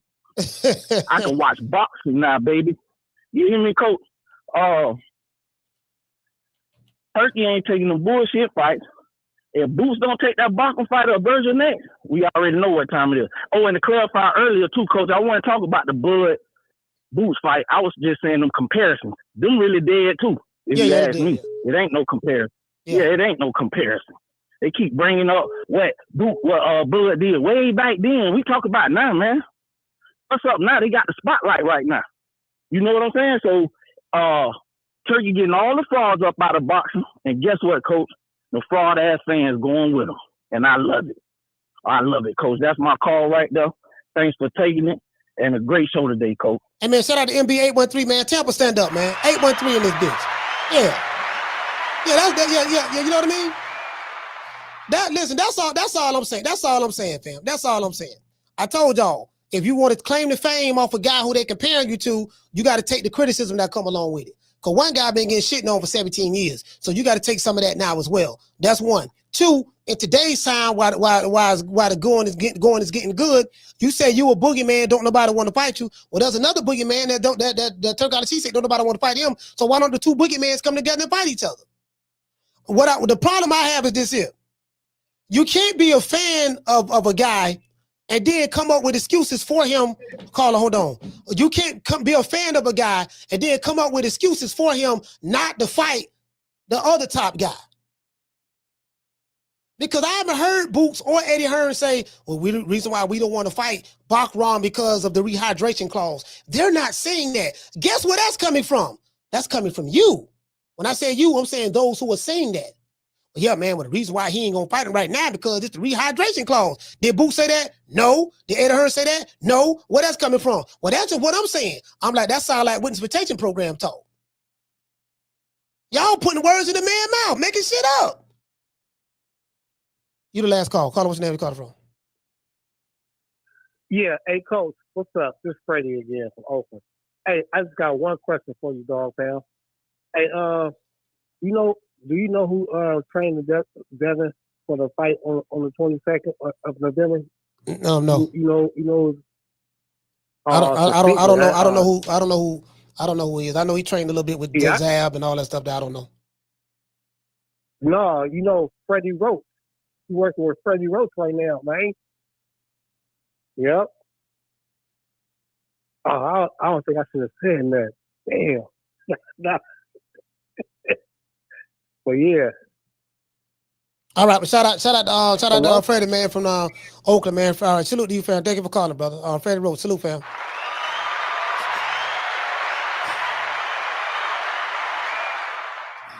Yeah, man, shout out to the hood. I want to thank the whole hood who came out here. I love y'all. I did this for the hood. Y'all know I beat that boy. Yeah, man. See, we gotta take a common sense approach to this, bro. Like we can't do that. I don't believe if these niggas is who y'all say they is, man. We can't be coming up with excuses for them. As fans, we can't do that. Well, see, what it is now, the only reason why we ain't gonna go that way now, but even though he's available right now, because we don't, it's the rehydration clause. Did he say that? No, he ain't say that. Did Eddie Hearn say that? No, he ain't say that. Did Bozy ain't say that? No, they ain't say that. So where's that coming from? That's just something I came up with out of my head. No, we ain't doing that, bro. We ain't doing that. You dig? Hurting the group. I'm the best thing ever happened to this damn group. Nobody's bigger than the group. Y'all ain't stupid. I'm the one selling the records. They coming to see me. They coming to see the Temptations. Ain't nobody coming to see you, Otis. Guess what? Same thing for Virgil Ortiz. Same thing for Virgil Ortiz. He fighting Erickson Lubin right now. Okay, cool. We're going to see how that work out. Same thing for Virgil Ortiz. Same thing for any fighter y'all hyping up, man. The same rule applies. As fans, it's not our job to make excuses for why. You know what I mean? You know what I'm saying? Like, it's just some fights I know just ain't going to happen. I know Boots and Crawford ain't going to happen. I know that ain't going to happen. You get what I'm saying? That ship has sailed. And I know what they're doing with Boots from a marketing standpoint. We're going to attach him to Crawford because he's a switch hitter like Crawford. But they don't fight nothing alike. Outside of switch hitting, they don't fight nothing alike. Okay, cool. We'll do what Crawford did. Crawford, became champion, beat Ricky Burns, went overseas. He went overseas to win his first title. He did that, went overseas, win his first title, moved up to 140, fought the champion, moved up to 147, fought the champion, moved up to 154, fought the champion. The guy he wanted to fight said he didn't want to fight him because he don't bring that to the table. The dude who literally don't bring nothing to the table is selling Crawford. He don't bring nothing to the table. Now, guess what? Now look at him. Talking about Fendora. Fendora, you don't even have a fan base, fam. Outside of your mama, your daddy, and your sister, what fans you got? None. Listening to Scampson. And then move up to 168, fight the baddest Mexican in the history of Mexican fighters. I gotta say that. I'm gonna put Canelo way up there because his fans put him way up there. So he graded, even though I ain't gonna put nobody over Salvador, but he graded in, according to his fans, he graded in Salvador. He graded in Julio Cesar Chavez. He graded in Marquez. He graded in Morales. He graded in Benito Lopez. He graded in any Mexican fighter in the history of boxing. Canelo Alvarez did. Guess what? The baddest man on the planet. He beats Boots up in sparring. Guess what? Crawford went up there and beat him. Moved up, small guy, little guy, old man. Shinny. Weak resume, ain't fought nobody. There's levels to this. He's not on Canelo's level. Guess what? He beat him like the rest of the niggas. So you gotta do shit. You got some work to do, fam.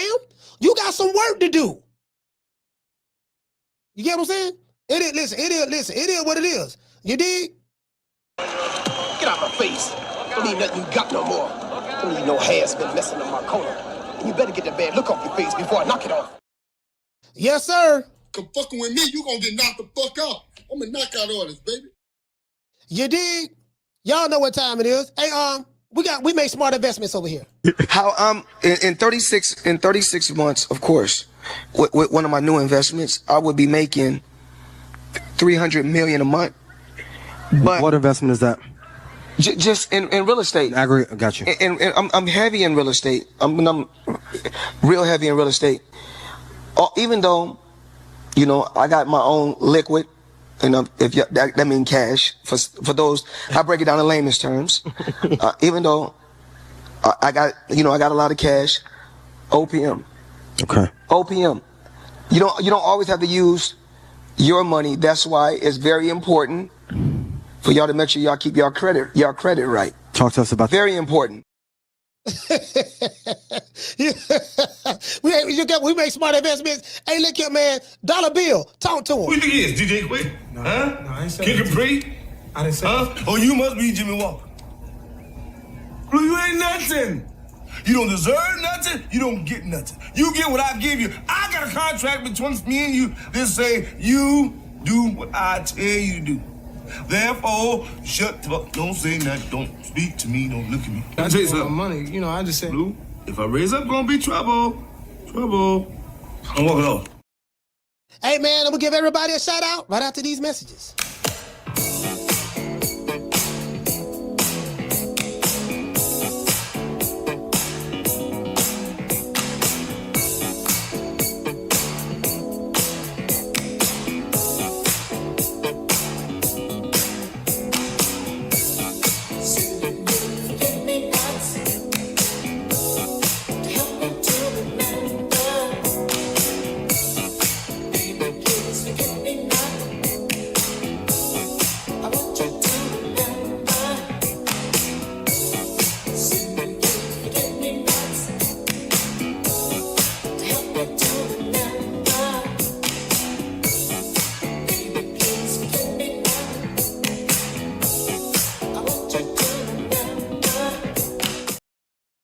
And another thing too, hold on, I'm finna blow that rehydration clause shit up, and with the IBF, I'm finna blow that up even more. Check this out. If Lima Bean would have held that belt,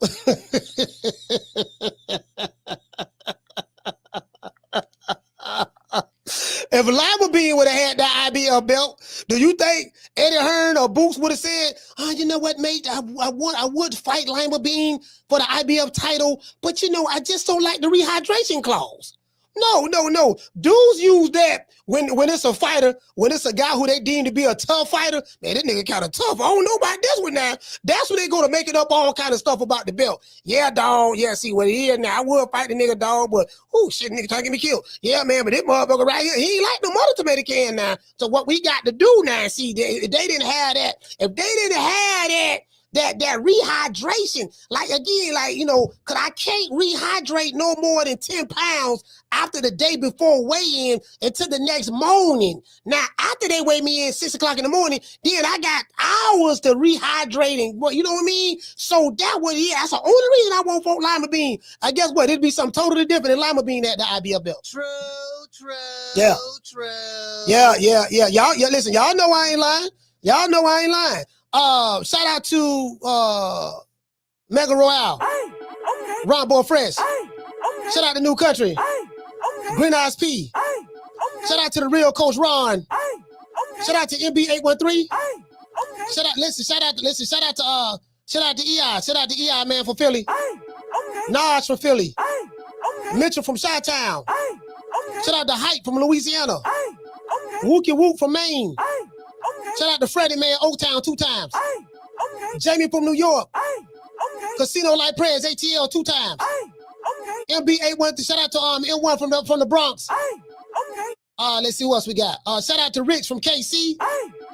Coach Eddie from the ATL 2 times. Martin from the O-Town 2 times. Deep East Oakland. Ron Boy Fresh from DC 2 times. Shout out to Schoolo. Shout out to Summer in November.